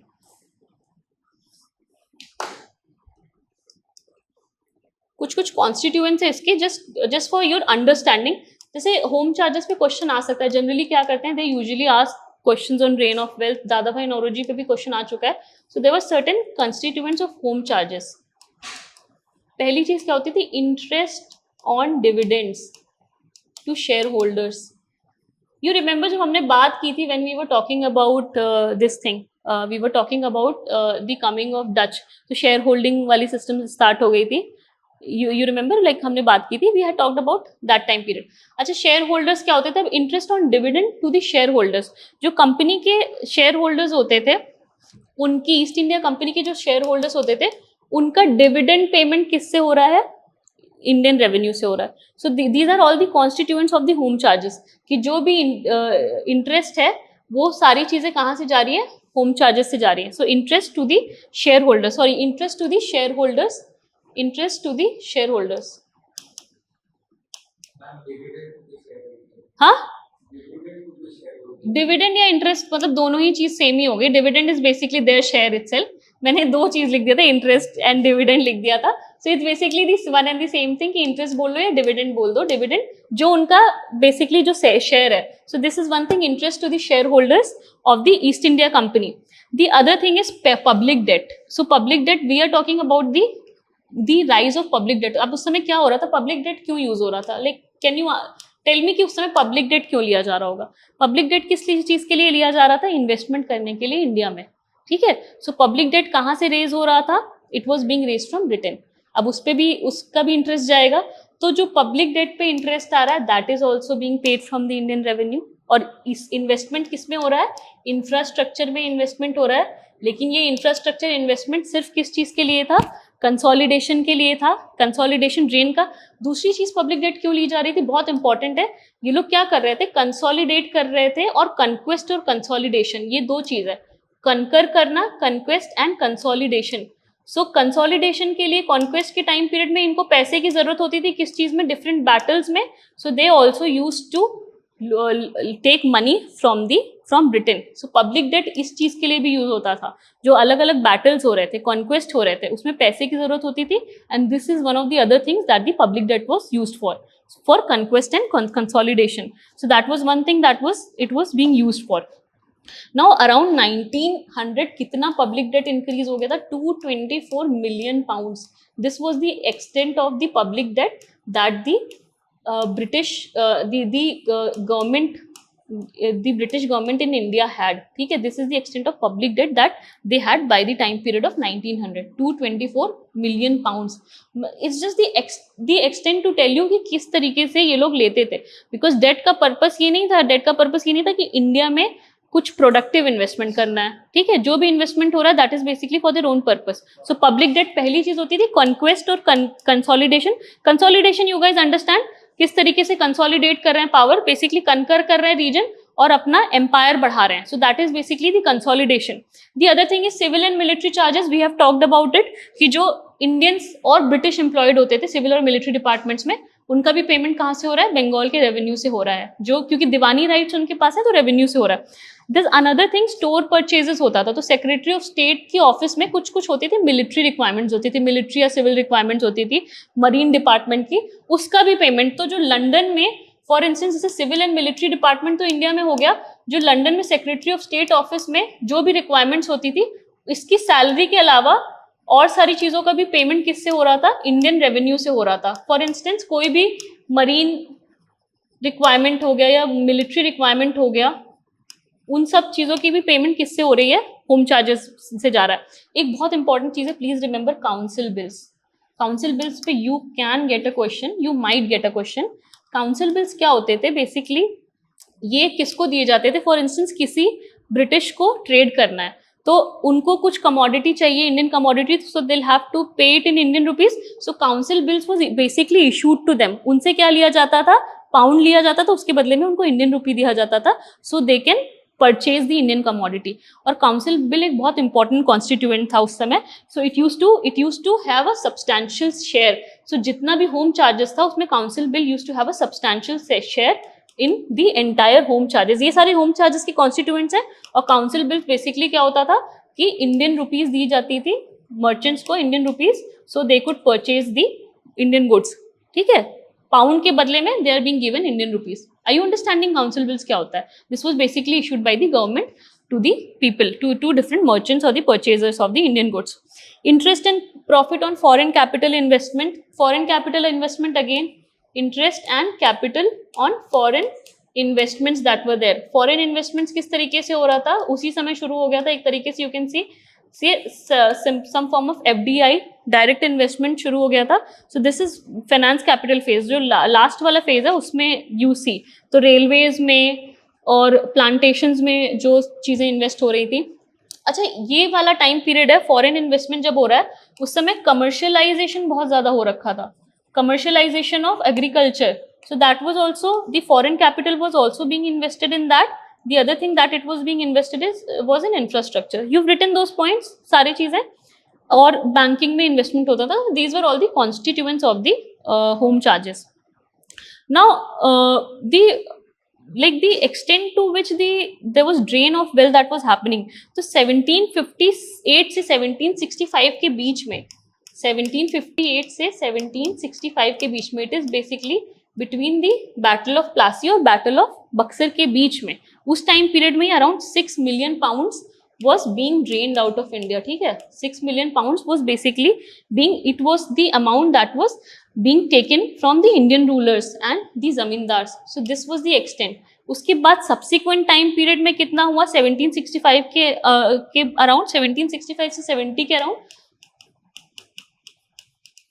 around 4 million pound. So this 1765 से 1770, ये data you don't have to remember anything. I'm just telling you the extent of money that was being taken from these region. जैसे हमने बात की बंगाल की बात कर रहे हैं. So this is the extent to which the amount was being extorted from the Indian rulers. इस टाइम पीरियड में are you understanding? अभी यहाँ पे ट्रीटी नहीं हुई है, लेकिन किस तरीके से एक्सटॉर्शन हो रहा था after the battle of Plassey, किस तरीके से पैसे लिए जा रहे थे from the zamindar, from the Indian rulers and from other sections of the population. So this is the extent. This only tells the figures only tells the extent to which money was being taken from the Indian treasury. ठीक है, Indian treasury से कैसे वो जा रहा था east India Company officials के जेब में. That is basically for you to understand. अच्छा, इसका ड्रेन ऑफ वेल्थ का सबसे ज्यादा इफेक्ट किस तरीके से था? You see the things that I am discussing right now, this would be important from the point of view of mains. जैसे कभी भी ये क्वेश्चन आता है कि होम चार्जेस क्या है, you would know the constituents of the home charges, what all constitutes the home charges. Second thing is कि इफेक्ट क्या था, ड्रेन जो हो रहा था पैसा, drain of wealth happened from the time period. अब जितने भी फेजेस है ना, इन सब में ड्रेन हो रहा है पैसा. You know, initially mercantile phase को छोड़ के, जब हमारा बैलेंस ऑफ ट्रेड पॉजिटिव था, जैसे ही पॉलिटिकल पावर आया 57 के बाद, हमारा सरप्लस होना बंद हो गया. और जैसे ही इंडस्ट्रियल फेज आया, बैलेंस ऑफ ट्रेड किसके फेवर में शिफ्ट हो गया? ब्रिटेन के फेवर में. फाइनेंशियल फेज में भी सेम चीज है. सो इसका इफेक्ट क्या था? सबसे important, there are few points that are important. First thing is employment. We know कि एम्प्लॉयमेंट का क्या सिचुएशन हो गया था. Employment, most of the people they had to shift to agriculture. और टाउन से क्या हो रहा था? टाउन से people were shifting to the villages. अब विलेज ओवर क्राउडेड हो गया. There are too many people involve in agriculture. And agriculture में भी एक और चीज क्या हो गया था कि एग्रीकल्चर में भी कमर्शियलाइज हो गया था. अब कमर्शियलाइजेशन की वजह से क्या हो रहा है? Commercialization is basically the crop, the cash crops were being produce. Cash crops में क्या आ जाता है? Tea, coffee, jute. ठीक है, these are all the things. Jute, उसके अलावा cotton. So these were all the commercial crops that were being produced. So इसकी वजह से भी एक इशू आ गया था. फूड क्रॉप्स का प्रोडक्शन बहुत कम हो गया था. फूड क्रॉप्स का प्रोडक्शन कम हुआ, इसकी वजह से फेमाइंस बहुत रिकरेंट हो गई थी. Famines used to become very recurrent. So are you understanding कि एग्रीकल्चर पे डिपेंडेंसी बढ़ी, उसके बाद एग्रीकल्चर और कमर्शियलाइज हो गया. तो कमर्शियलाइजेशन की वजह से कैश क्रॉप्स बढ़ गए. कैश क्रॉप्स की वजह से क्या हो रखा था कि फर्टिलिटी भी कम हो जाती थी. फर्टिलिटी भी कम हो जा रही है. दूसरी चीज, पैसा किसके हाथ में जा रहा है? ब्रिटिश ऑफिशियल्स के हाथ में. फूड क्रॉप्स काफी कम हो गए, उसकी वजह से देवर रिकरेंट फेमाइंस. सबसे बुरा हुआ था बंगाल में 1770 में, when almost 1/3 of the population was wiped out. So employment became very less. Just a second. So employment had reduced by this time period. Productive capital India का खत्म कर दिया था इन्होंने. That is the reason that deindustrialisation happen. Are you understanding? Productive capital invest हुआ ही नहीं कुछ. Everything is being drained out. Potential surplus जो था, that is drained out. That is basically the drain of wealth theory. So it was basically क्या कर दिया था इस समय, बाय दिस टाइम पीरियड पूरी तरीके से इंडिया को फुल फ्लेजेड कैपिटलिस्ट इकोनॉमी में टर्न कर रहे थे. तो इंडिया कैसी थी? एग्रीकल्चरली बहुत फ्लरिश करती थी. इंडिया का agriculture was also good. India की handicraft industry was also good. यहाँ पे धीरे धीरे उसको किस पे टर्न कर रहे थे? कैपिटलिस्ट इकोनॉमी में. किस तरीके से? कैपिटलिस्ट कैश क्रॉप्स के प्रोडक्शन से. आई यू अंडरस्टैंडिंग कि कैपिटलिज्म किस तरीके से? Capitalist, I tell you one thing. जैसे क्या हो जा रहा है, कैपिटलिज्म टर्म तुम लोग को समझ में आ रहा है? यहाँ पे पूरा प्रोडक्शन डिमांड सप्लाई के हिसाब से वर्क कर रहा है। अब यहाँ पे क्या हो रहा था कि कैश क्रॉप्स का प्रोडक्शन किस हिसाब से हो रहा था, इंडियन उसकी डिमांड कैसी थी बाहर में। नहीं, सोशलिस्ट कैसे हो, socialist would be the, social welfare कहाँ हो रहा है? स्टेट ही पूरा नहीं, स्टेट ओन कर रहा है, स्टेट उसकी देखो यहाँ पे स्टेट टेक्निकली क्या है, एक बड़ा है capitalist itself. You know British क्या था, British state itself is a big capitalist. Are you understanding? Socialism क्या है? सोशलिज्म इज बेसिकली प्रोडक्शन जो है, even if it's in the hands of state, it is for the welfare of people. जैसे हमने देखा था हमारे यहाँ पे मिक्स्ड इकोनॉमी, सोशलिज्म की कुछ चीजें हैं, कैपिटलिज्म क्या यहाँ पे ओन कौन कर रहा है टेक्निकली? देखो, तुम देखो ये प्राइवेट एंटरप्राइज है। सो किसकी प्राइवेट एंटरप्राइज किसके थ्रू ओन कर रही है? क्राउन के थ्रू ओन कर रही है बेसिकली। सो गवर्नमेंट जो फॉर्म हुआ है, this is basically east India company. East India company has acquired territories on behalf of crown, it is ruling, ठीक है। So before 1857 it was ruling on behalf of crown. 1857 के बाद crown takes over. सो east India Company officials वहां से technically अब उनका कोई right नहीं है, ठीक है। आई यू अंडरस्टैंडिंग? कैपिटलिस्ट किस तरीके से, कैपिटलिज्म का पर्पस यही है, मार्केट इकोनॉमी पे वर्क कर रहा है। मार्केट इकोनॉमी क्यों इमर्ज की, तुम लोग एक just for you to like just tell me how market economy emerge. Market economy का एक बहुत इंपॉर्टेंट फीचर एक तरीके से होता है, demand supply is one thing, demand and supply. Another thing is ownership of land. पहले क्या होता था, कस्टमरी राइट्स होते थे। सो जब हम बात करें कस्टमरी राइट्स की, basically what we are talking, customary right means that people they had the ownership किस सेंस में कि it was basically based on customs, it wasn't something कि there would be this person would own this land, but this was based on the relationship they had with the emperor, ठीक है। कि Mughal emperor होता था उस समय, उसके पहले भी कोई भी रूलर होता था, रूलर का टेक्निकली वो लैंड उसके अंडर है, तो वो कभी भी लोगों को उनके लैंड से एविक्ट नहीं करेगा। वहां पे उनको क्या करना है, उनको जो रेवेन्यू उससे लैंड से जनरेट होगा that has to be paid. यहाँ कस्टमरी राइट जो ओनरशिप है, किससे, पेजेंट से सीधे शिफ्ट कर दी रेवेन्यू किसके, जमींदार्स, लैंडलॉर्ड्स। सो यहाँ पे अब क्या हो गया, एक सेक्शन आ गया जमींदार्स और लैंडलॉर्ड्स का। अब ये क्या कर रहे हैं, पेजेंट लैंड ओन नहीं कर रहे हैं, कस्टमरी राइट्स हटा दिया, मार्केट इकोनॉमी ला दिया। किस तरीके से, क्योंकि ये सेलेबल बना दिया, ठीक है। लैंड को क्या बना दिया, बहुत इंपॉर्टेंट चीज है, प्लीज अंडरस्टैंड दिस थिंग। इसीलिए हम बोल रहे हैं saleable, land became a saleable commodity. It was not like that before, it was not like that before, even during the Mughal time period. It only became saleable during the land revenue system that were introduced. So जब हम revenue farming की बात करते हैं, जो Hastings के time पे आया, उस समय भी एजेंट्स की तरह काम कर रहे थे, जमींदार एजेंट्स की तरह काम करते थे। It was a extension of इजारेदारी system, it was very similar to that. इजारेदारी सिस्टम में क्या होता था कि एजेंट्स रख देते थे, उनसे बोलते थे कि मतलब you have to, highest bidder वाला चीज होता था। यहाँ पे उन्होंने क्या किया था, हर साल उसको रिन्यू करेंगे, कॉन्ट्रैक्ट कर देंगे। वही सेम सिस्टम है, कॉन्ट्रैक्ट कर दिया, हर साल करना मुश्किल होता था, उसको 5 साल कर दिया, 5 years के लिए उस कॉन्ट्रैक्ट को रिन्यू कर दिया, बट उसमें रेवेन्यू जनरेट नहीं हो रहा था, उसको फिर again it was made for 1 year। So are you understanding this thing? It was contractual, but again at that time they did not own, but उससे कोई बहुत खास रेवेन्यू जनरेट नहीं हो रहा था, फेमीन्स रिकरेंट होते थे। तो फिर जब कॉर्नवालिस आया, उसने डिसाइड किया कि हमें रेवेन्यू ज्यादा जनरेट करना है। रेवेन्यू जनरेट क्यों करना है, रेवेन्यू क्यों जनरेट करना है, क्योंकि पेमेंट करना है, पहली चीज है। किसको पे करना है, पे करना है जो भी ऑफिशियल्स हैं in India, officials in India as well as abroad. दूसरी चीज, उनको रेवेन्यू किस चीज के लिए चाहिए था, they used to have a lot of public debt. उसके अलावा भी रेवेन्यू इनको चाहिए था कंसोलिडेशन के लिए, क्योंकि 1793 में जब ये सिस्टम शुरू हो रहा है, ये 1857 तक इनका कनकर करना कंटिन्यूड था। माइसोर वॉर हुआ, एंग्लो मराठा वॉर हुआ, इनके कनकेस्ट कंटिन्यूड थे, तो उसको फंड करने के लिए भी दे नीडेड रेवेन्यू। तो बंगाल का revenue used to play a very important role. You remember 1793 के बाद we had the 4th Anglo Mysore war, Anglo Maratha war 2nd और 4th हुए, फिर we have Anglo Sikh war. उसके अलावा भी बहुत सारे रीजन इन्होंने कनकर किए, तो उस चीज के लिए भी, कॉन्क्वेस्ट के लिए भी इनको रेवेन्यू की जरूरत थी। और उसके अलावा तीसरी चीज क्या करना था, उनको कमर्शियलाइज करना था एग्रीकल्चर को। सो सारी चीजों के लिए उनको रेवेन्यू की जरूरत थी, and that is the reason that land revenue system was introduced.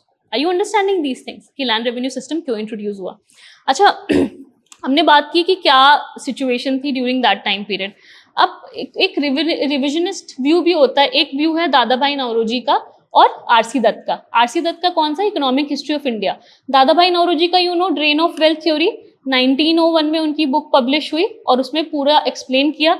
अब इम्पैक्ट क्या होता है, कोई भी प्रिंट मीडिया के थ्रू कुछ भी आ रहा है, इसका इम्पैक्ट क्या होता है कि Indians are reading, so educated Indians are reading those books.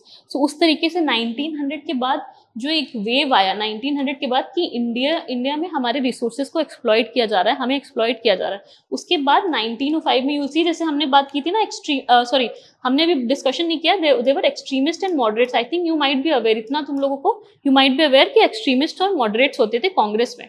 Will talk about it. तो किस तरीके से extremist were the ones who decided कि हमारे यहाँ से ड्रेन हो रहा है, so we need to have our own indigenous industries. सो इसीलिए 1900 के टाइम पीरियड में धीरे धीरे इंडस्ट्रियल डेवलपमेंट इंडिया में शुरू होता है। But during the time period when industrial development was happening in Britain, we did not see a corresponding development in India because we did not have any kind of technological development. Are you understanding the thing that you were saying कि 200 साल में क्यों नहीं हुआ? क्योंकि उस समय development Britain में भी नहीं हुआ था। ब्रिटेन में जैसे ही डेवलपमेंट शुरू हुआ वो रिफ्लेक्ट करने लगा उनकी इकोनॉमी में, लेकिन वो कोई भी टेक्नोलॉजिकल डेवलपमेंट इंडिया में नहीं लेके आए because they would obviously not want, they wanted colony as a market, not as a place where they would be investing, जहां से कुछ उनको मिलेगा। इंडिया के अब पहले इंडिया से फिनिश प्रोडक्ट हो रहा था एक्सपोर्ट, अब India became market after the industrial revolution, market of finish products from Britain, और हमारे यहाँ से क्या कर रहा है, रॉ मटेरियल्स एक्सपोर्ट करना शुरू कर दिए। That is the situation that existed eight that time period. ठीक है, सो एक्सप्लॉयटेशन। अब लोकल आर्टिजन्स का क्या during this time period what started happening, just a second, we are talking about the time period of the second जब political control था। अब यहाँ पे क्या हो रखा था, हमने बात की आर्टिजन्स के साथ क्या होता था कि इन लोगों ने क्या शुरू किया कि जो लोकल आर्टिजन्स थे इन्होंने कमर्शलाइज करना शुरू किया। कमर्शलाइजेशन की वजह से क्या हो रहा है, कमर्शलाइज क्या किया, जैसे कॉटन प्लांटेशंस होते थे, प्लांटेशंस तुम लोग समझ रहे हो, प्लांटेशंस अलग अलग कैश क्रॉप्स की प्लांटेशंस है। यहाँ पे दो हो गए, प्लांटर्स हो गए, ठीक है, और उसमें हो गए जो काम कर रहे हैं, ठीक है, the workers that are there. अब ये बहुत ही ऐसी रिलेशनशिप थी, workers they had to work for long hours. Cash crops में जो भी होते थे, फॉर इंस्टेंस कॉटन का प्रोडक्शन हो रहा है या जूट का प्रोडक्शन हो रहा है या फिर कोई और कमोडिटी का प्रोडक्शन हो रहा है, फॉर इंस्टेंस इंडिगो का प्रोडक्शन हो रहा है, यहाँ पे प्लांटेशन इस तरीके से वर्क करता था कि they had to work for long hours in a very bad condition. And workers, अब इतनी ज्यादा डिपेंडेंसी किस पे हो गई है, because people artisans a lot of them were losing their jobs as well. A lot of people they all shifted to agriculture. अब agriculture कुछ लोगों के पास है who had control of land, ठीक है, some people had control of land. The people who did not have control of land, they become tenants, so they have to work on these agricultural lands. So this is what happened in the plantation situation. अब ये इसको कौन control कर रहा है, planter control कर रहा है, कॉटन का जो प्रोडक्शन हो रहा है, और इस पे एम्प्लॉयड कौन है, वर्कर्स। वर्कर्स कहाँ से आ रहे हैं, जिनकी जॉब छूटी है वही होंगे workers. So these are the people who are working. Now what was the situation, अब वीवर्स, मान लो वहां पे वीवर्स हैं, अब कॉटन उसको चाहिए बनाने के लिए टेक्सटाइल, कॉटन इतनी हाई प्राइस पे उसको देगा वीवर को कि वीवर जब उसको सेल करेगा अल्टीमेटली टेक्सटाइल को, तो उसमें बहुत ही कम पैसा, उसको समझ लो उसने 100 रुपीज का खरीदा एंड 110 का वो सेल कर रहा है उसको कोई भी चीज का, तो उसमें जो उसका प्रॉफिट है दैट हैज कंसिडरेबली रिड्यूस्ड। इतने हाई प्राइस पे रॉ मटेरियल्स देते थे बिकॉज ये लोग क्या कर रहे हैं, प्लांटेशन ये कंट्रोल कर रहे हैं, कौन, Britishers. So they were the once, they had the planters, वहां पे लोगों को एम्प्लॉय करते थे, और जो वीवर्स थे they were not the people, the weavers, they had to take raw materials at a very high price from the planters. Are you understanding this thing कि कैसे कमर्शलाइजेशन हुआ, कमर्शलाइजेशन के बाद कैसे रॉ मटेरियल्स का control किसके हाथ में आ गया, प्लांटर्स के पास आ गया। ये प्लांटर्स जनरली कौन होते थे, ब्रिटिश के एजेंट्स हो गए, ठीक है।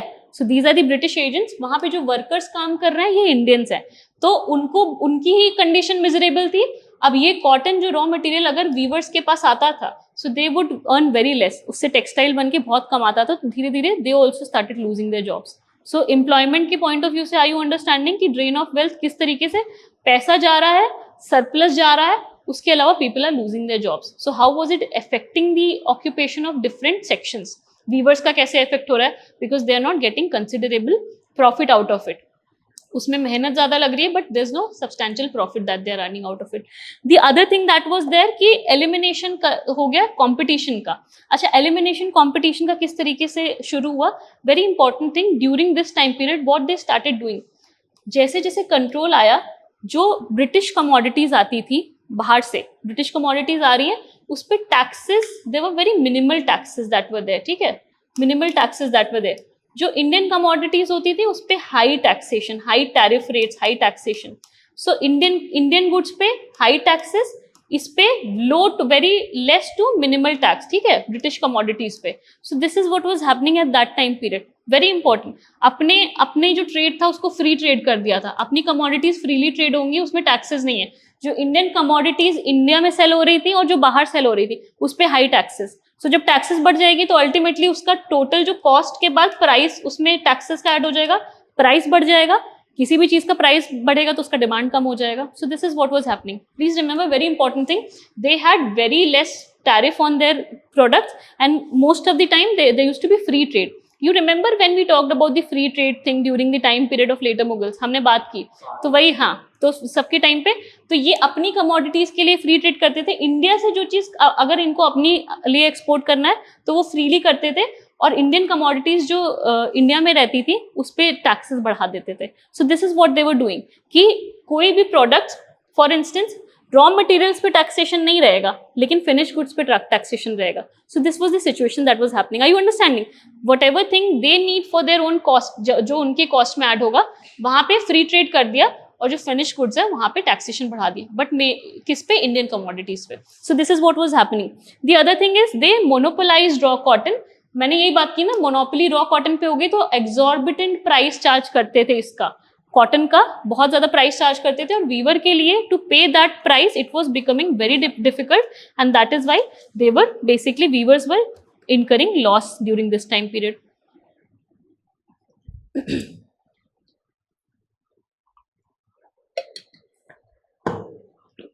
Have you understood यहाँ तक पूरा ड्रेन ऑफ वेल्थ और क्या सिचुएशन था एग्रीकल्चर का? बंगाल में क्या सिचुएशन था? कॉटन को मोनोपोलाइज कर लिया गया था, और कॉटन पे मोनोपोली की वजह से what they used to do, the planters they used to charge very high price for the raw material. So Indian weavers के साथ क्या होता था कि Indian weavers, because the cost of cotton would be very high, so they could not earn enough money out of it. So that is why they were suffering during this time period. Coming to the third phase, industrial capitalism. अब यहाँ पे point out किया RC Dutt ने, RC Dutt की book economic history of India, RC Dutt economic history of India.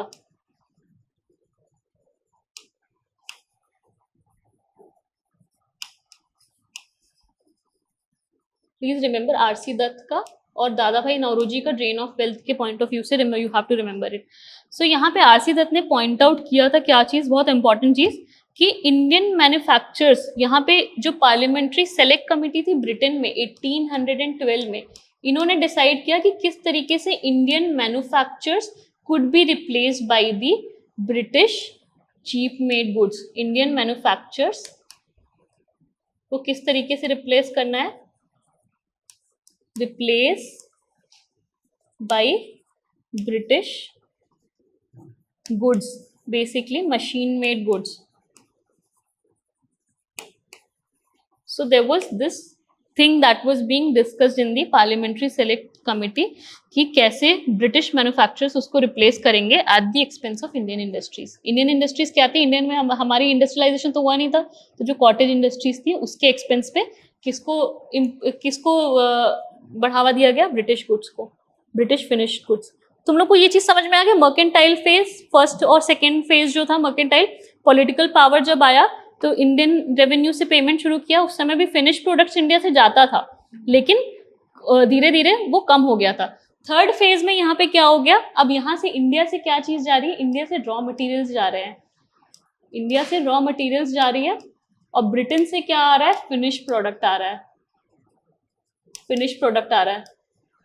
हमारा India क्या, India became market, India became an important market for them, for their finish products. यहाँ से रॉ मटेरियल जा रहा है, India became a market for the finish product. So industrial revolution is happening in Britain, लेकिन subsequent industrial revolution did not happen in India because the money was surplus money was not invested back in India. Now coming to why did it happen? First thing, industrial revolution. एक और चीज है 1813 में regulation, ठीक है, 1813 में charter act पास हुआ था. चार्टर एक्ट में अभी मेन चीज हमें यहाँ पे 1813 रेगुलेशन में समझना क्या है, क्या इंपॉर्टेंट है इस टाइम पीरियड में. 1813 में what was being done, if you guys have written, I'll just explain it to you.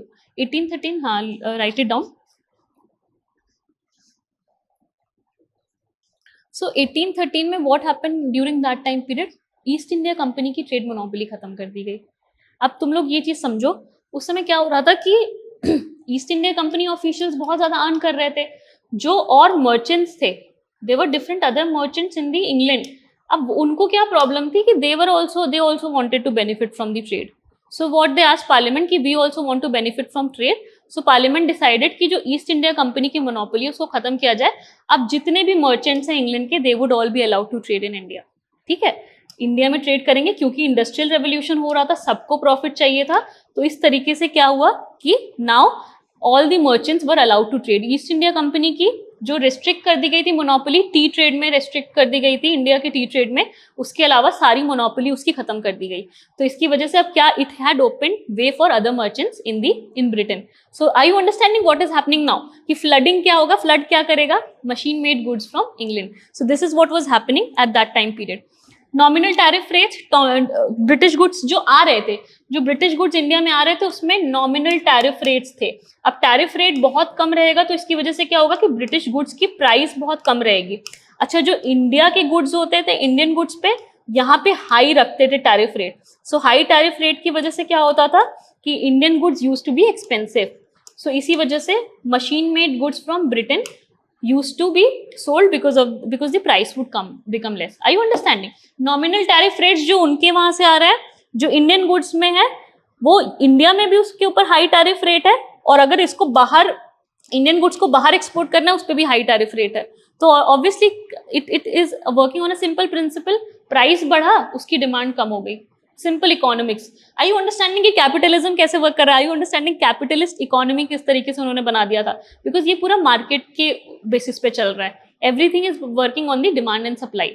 So the demand would obviously decrease of a commodity if the price increases. So tariff rate increase करने से Indian goods की price बढ़ा दी, अपने में tariff rate बहुत कम रखा तो इनकी डिमांड बढ़ गई ब्रिटिश गुड्स की. So this is what was happening at that time period. तो industrial capitalism phase, you've understood this phase? हाँ, so Sunny, so you're right. So EIC had control on the tea trade in India, tea monopoly in China as well as India. ठीक है, so वो जो monopoly थी, that was removed in 1833. So one of the students, like the thing that you asked, so the tea monopoly, they had monopoly on tea trade with China. So that monopoly was completely taken away in 1833 regulation. ठीक है, they had the monopoly on tea trade with China, that was removed in 1833. अब 1813 में और भी regulations थे. Important इसमें क्या है कि इंपॉर्टेंट इस चीज में पहली चीज ये है कि चार्टर एक्ट जो पास हुआ था उसमें इनकी मोनोपोली खत्म कर दी गई इंडियन ट्रेड में. The other thing that was there, Christian missionaries were allowed to come. Christian missionaries को एक फॉर्मल रिकॉग्निशन मिल गई, they can come and promote Christianity during this time period. So एक ये टाइम पीरियड ऐसा भी होता है कि यहाँ पे बहुत ज्यादा धीरे धीरे कन्वर्जन शुरू हुए थे during this time period. Will talk about it separately कि क्रिश्चियन मिशनरीज को लाने का एक पर्पस भी ये था कि किस तरीके से क्रिश्चियनिटी को भी स्प्रेड करना था. इसीलिए you see in a lot of regions, even in the north eastern region and the tribal regions where you see Christianity a lot, because those people, they were being converted in the very initial stage. Mostly क्या करते थे, because इस समय lower caste was suffering a lot during this time period, so they used to convert a lot of people into Christianity. So Christian missionaries को भी allow कर दिया था 1813 एक्ट में. ये बहुत इंपॉर्टेंट है. 1813 एक्ट में हम लोग सेपरेटली डिस्कस करेंगे क्या क्या चेंजेस आया. इसके पॉइंट ऑफ व्यू से जो अभी हमारा टॉपिक है उसके पॉइंट ऑफ व्यू से क्या इंपॉर्टेंट है कि मर्चेंट्स को अलाउ कर दिया गया और सारे मर्चेंट्स को ट्रेड करने के लिए. Coming, is there any confusion? You guys are understanding these things now? ये these are the things that we talked about. Industrial revolution, 1913 regulations, nominal tariff rates on their goods and high tariff rates on Indian goods. So these were the things that led to the transformation during this time period. ठीक है, should I move ahead? Fourth period, ये finance capital phase. अब finance capital phase is also very very important. इस समय क्या हो गया था बाय दिस टाइम पीरियड? अब हम लेट 1800s की बात कर रहे हैं. लेट 1800s बेसिकली 1880s के बाद का टाइम पीरियड.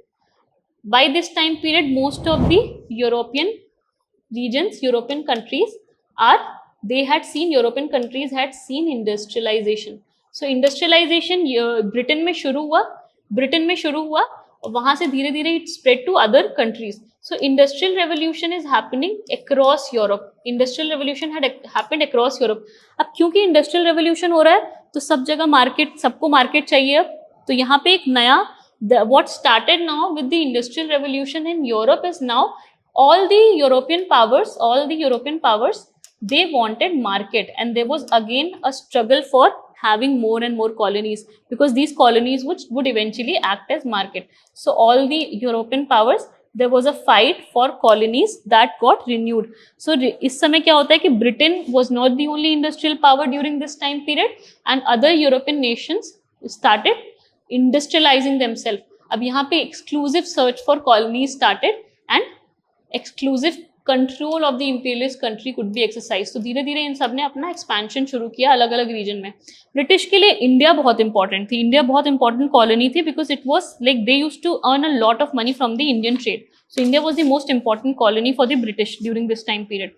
So यहाँ पे अब उन्होंने डिसाइड किया कि अगर हमें कंसोलिडेट करना है, अगर हमें ज़्यादा पैसा वो करना है तो क्या करना होगा? इंडिया में इन्वेस्ट करना होगा. So this is the reason that they started investing in India, because उनका अभी पर्पस क्या था कि ज़्यादा से ज़्यादा पैसा यहाँ से होम कंट्री में ले जाओ. सो आर यू अंडरस्टैंडिंग कि इंडिया इंपॉर्टेंट कॉलोनी है तो उन्होंने इंडिया में इन्वेस्टमेंट शुरू किया. This is the time period when there were investment in roadways, railways, ports में इन्वेस्टमेंट हो रहा था. उसके अलावा there were also other things that were happening. Investment was happening in the education sector, investment was happening in different other regions. ठीक है, education में improvement हो रहा था.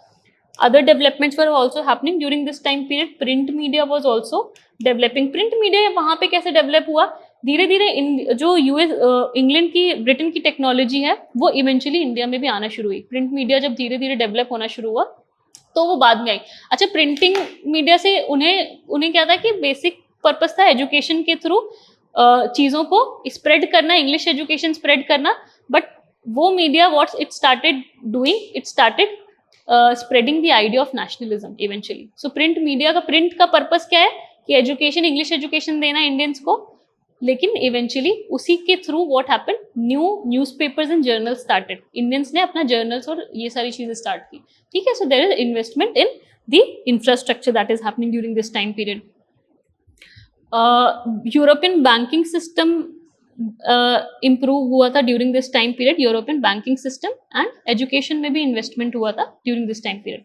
Now the other feature is there was decline of handicrafts, complete decline of handicrafts also, decline of handicraft industry.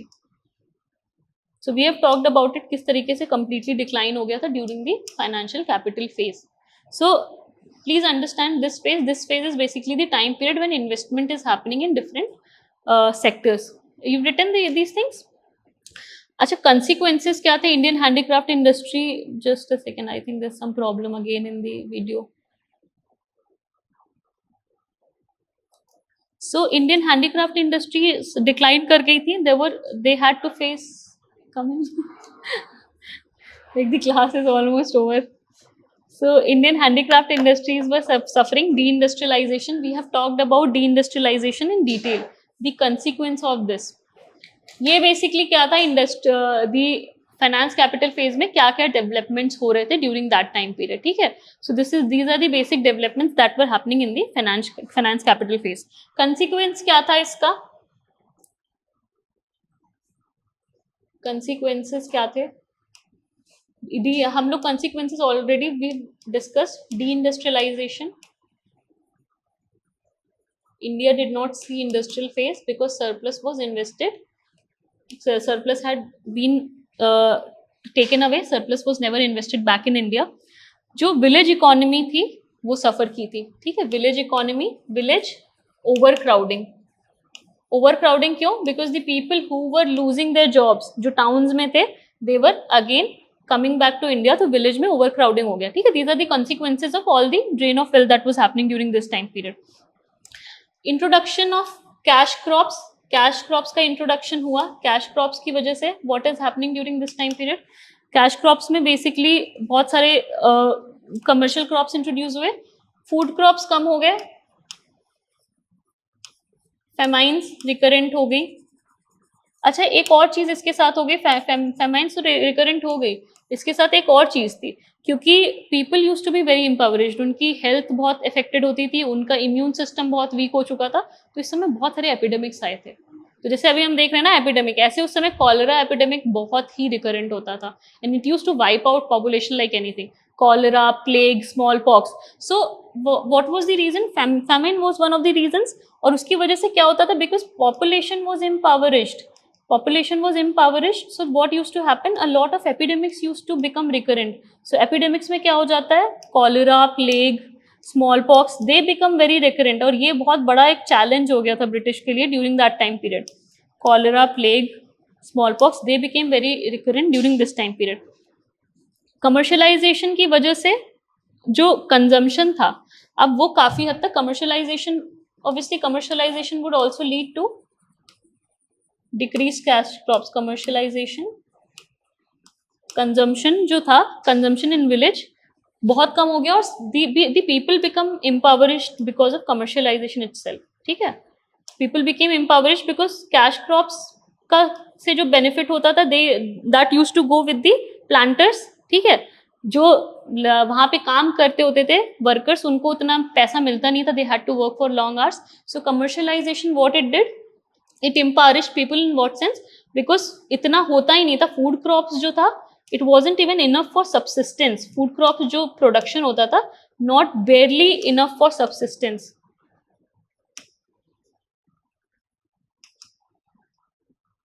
For subsistence. So these were all the consequences of how the drain of wealth happened. ठीक है, these are all the consequences of the drain of wealth happened. Now the kind of crops that were being cultivated, बहुत important है ये चीज. I'll just write down the, ये you've understood. Deindustrialization हमने properly बात कर ली है. Deindustrialization की, village का हम क्यों overcrowd हुआ, सारे लोगों की jobs जब गई तो everybody would be involved in village. But at the same time what is happening, वहाँ पे cash crops की production बढ़ गई, food crops की production बहुत reduce हो गई. तो cash crops की production की वजह से बहुत सारी issues आए, infertility, land infertile हो जाता है. दूसरी चीज क्या है कि लोगों कैश क्रॉप्स कम हुआ, फूड क्रॉप्स कम हुआ, सॉरी फूड क्रॉप्स कम हुए, तो उसकी वजह से प्रोडक्शन बहुत कम है, तो डिपेंडेंसी लोगों की क्या हो गई, उसका फूड क्रॉप्स की प्राइस भी बढ़ जाएगी, तो लोग इम्पावरेज्ड हैं, लोगों के पास खाने को नहीं है. So it eventually leads to a lot of famine like situation हो गया, and it also led to, is it like anything you guys want to write from this? It's you know. So I'll just move the slide now. Pattern of commercialization of agriculture. This is very important. Please ये वाला जो point है, this you need to know कि किस type के crops की need, cash crops की need किस हिसाब से होती थी. Again ये demand and supply पे पूरा वर्क कर रहा था. अब इंडिया को क्या कर दिया गया, commercialization हो गया crops का, डिमांड सप्लाई पे वर्क कर रहा है, फूड क्रॉप्स की कमी हो गई. अब क्या कर रहे थे ये लोग, कॉटन की प्रोडक्शन हो रही थी डेक्कन में, क्यों, यूएस में सिविल वॉर हो रहा था, तो यूएस में जब सिविल वॉर चल रहा था तो वहां पे कॉटन प्रोडक्शन होता था, but because of civil war वहां से इंपोर्ट नहीं हो पा रहा था, तो क्या किया इन्होंने, कॉटन प्रोडक्शन कहाँ पे शुरू कर दिया, इंडिया में. यही चीज किया, जैसे ही वहां पे सिविल वॉर एंड हुआ, यहाँ पे कॉटन प्रोडक्शन बंद कर दिया. इसका इफेक्ट क्या होता था, इसका इफेक्ट पेजेंट्री में ये होता था कि उनको जब कॉटन का बूम हुआ तो उसकी डिमांड बढ़ गई. सडनली जैसे ही सिविल वॉर खत्म हुआ उसकी डिमांड कम हो गई, तो दे had to incur a lot of losses. The peasantry had to incur a lot of losses. जब बूम हुआ तो उसका फायदा हुआ, जब उसका सडनली डिक्लाइन हुआ, बिकॉज जैसे ही सिविल वॉर खत्म हुआ कॉटन का डिमांड कम हुआ, तो what they used to do, planters they used to ask them, पहले एनकरेज करते थे प्लांटेशन के लिए, फिर कहते थे कि we don't need it. So वो वहां पे वो क्या करेगा, जो पेजेंट है वो क्या करेगा, they have to sell it off at a very low price, they have no other option. So this happened. Deccan region कौन सा, ये महाराष्ट्र रीजन पूरा, यहाँ पे कॉटन का प्रोडक्शन होता था. जूट का बंगाल में प्रोडक्शन होता था. ठीक है, अब ये सारे क्या है, अब you are understanding, these are all raw materials. So this is basically happening during the industrial phase. Raw materials यहाँ से ले जा रहे हैं कहाँ पे, बाहर. First thing that raw material was used for industrial development in back in Britain. Other reasons that raw materials were used, ये क्या करते थे, एक्सपोर्ट करते थे दूसरी कंट्रीज में. जैसे इंडिया में प्रोडक्शन होता था ओपीएम का, चाइना में जब तक डिमांड थी, तो 1900 तक ओपीएम की डिमांड थी चाइना में. जैसे ही उसकी डिमांड खत्म हुई, they stopped the production of opium. So are you understanding? It is working on the demand and supply. Indigo का कल्टिवेशन होता था बंगाल में, फिर ब्राजील में सिंथेटिक डाई आ गया. तो जैसे सिंथेटिक डाई का प्रोडक्शन शुरू हुआ, यहाँ पे इंडिगो का कल्टिवेशन बंद हो गया. इसीलिए हम बात करेंगे इंडिगो रिवोल्ट की भी बात करेंगे during the time period. We'll also when we talk about the peasant and the peasant revolt, we'll also talk about the indigo revolt that happened. ठीक है. सो इंडिगो का प्रोडक्शन होता था, जैसे सिंथेटिक डाई आया उसका प्रोडक्शन बंद हो गया. Same with OPM. अच्छा, वीट का प्रोडक्शन ये कहाँ पे करते थे, महाराष्ट्र में, जहाँ पे technically the soil was not meant for wheat production, but just for the sake of exporting it to the other countries they use to produce. So what it use to lead, it use to lead infertility बहुत ज्यादा हो जाती थी soil की, infertile हो जाता था soil, और कैश क्रॉप्स के प्रोडक्शन की वजह से फूड क्रॉप्स काफी कम हो गए थे. Another thing that was there, Bengal rice was exported to China and Southeast Asia. So these are some of the commodities. Just remember the names, because kabhi na they ask what were the kind of commodities that were exported from India. So these are some of the questions that they usually could ask in exam. So remember how like what kind of cash crops were there. उनका cash crops का जब demand है तो दे are being produced. और बहुत important चीज पता है यहाँ पे क्या है, कमर्शियलाइजेशन में बहुत इंपॉर्टेंट ये है कि ये अपनी मर्जी से करते थे. जब उनको बोला, पेजेंट्स को बोला कि तुमको ये प्रोड्यूस करना है, they'll have to produce. जब तक प्रॉफिट हो रहा है ठीक है, जैसे ही उसका डिमांड खत्म हुआ, they used to ask them to discontinue producing that cash crop, and they had to incur losses. So this was the situation of the agriculture at that time period. Agriculture already overcrowded है. What is happening? The people who already have land, they have to have cash crops. जो और बचे artisans और वो handicrafts थे, उनको क्या करना पड़ा है, वो टेनेंट्स की तरह एक्ट कर रहे हैं, because they don't have land. So they are working at a very low price, because everybody, whoever was losing jobs, town से सब कहाँ पे आ गए हैं, सारे village में आ गए हैं. So village overcrowd हो गया है and agriculture is getting overcrowded. You've understood this thing, pattern of commercialization of agriculture, किस तरीके से commercialize हुआ था. तो infertility आई, बहुत ही ज्यादा जो लैंड होता था, इट बिकेम इनफर्टाइल बिकॉज बहुत ज्यादा एक्सप्लॉयटेटिव तरीके से उसको यूज किया जाता है. फॉर इंस्टेंस यू अंडरस्टैंड कि वीट का प्रोडक्शन महाराष्ट्र में it's not meant, but they are producing it in that region. So what is happening, because of the need of cash crops, the way the production was happening, the land was becoming infertile. So अब infertile हो गया land, तो क्या होगा, उस पे cash crops की जगह food crops भी नहीं बन पाएंगे. तो लैंड की कमी हो रही है ना धीरे धीरे, जब रीजन इनफर्टाइल हो रहा है एक्सप्लॉयटेशन की वजह से, तो उसमें लैंड की कमी हो रही है, तो उस रीजन में फूड क्रॉप्स का भी प्रोडक्शन नहीं हो पाएगा. सो that is what was happening. अब इसकी वजह से क्या था कि कंडीशंस बहुत बुरी हो गई थी. जो बाहर से जितने लोगों ने जॉब्स लूज की थी, the people who had lost jobs, they had to work at very low wages. So their condition was bad and it had increased a lot of landless laborers. Landless laborers बहुत सारे increase हो गए थे during this time period. अच्छा, landless laborers क्यों increase हो गए थे? You know, very important, land revenue system की वजह से भी mainly people became landless, because what was being done, the landlords, they had the control of the land during this time period. Now अब यहाँ तक चारों phases you've understood, all the 4 phases क्या क्या चीजें थी. We'll just have a quick recap of all the phases. And we are left with land revenue policy. Do you guys want a break, or do you want me to continue the land revenue policy in next lecture? हाँ, continue करो. तो it's okay. तो land revenue policy, अगर तुम लोगों को बीच में break चाहिए, so we can take a 10 minutes or 5 minutes break, and we can continue with the land revenue policy today itself. क्या हो? हाँ? Like just tell me, so I will do accordingly land revenue policy. It's okay, 5 minute का तुम लोग break ले लो. I will just explain जो बचा हुआ था to the students who are online. You take a 5 minutes break and you tell me if you want me to continue with the land revenue policy. Half an hour, हाँ, continue कर लूँ. Half you can take a break if you want 10 minutes का break, you can take break, ठीक है. Otherwise because I feel like कि ये बहुत बड़ा नहीं है. लैंड रेवेन्यू पॉलिसी में basically will be just talking about these 3. हाँ, ये इंपॉर्टेंट है. So you guys take a 5 minutes break. तब तक मैं क्या करती हूँ, there are students who missed a few things, so I'll just explain it to them. If you want to eat something or anything, you can go for now.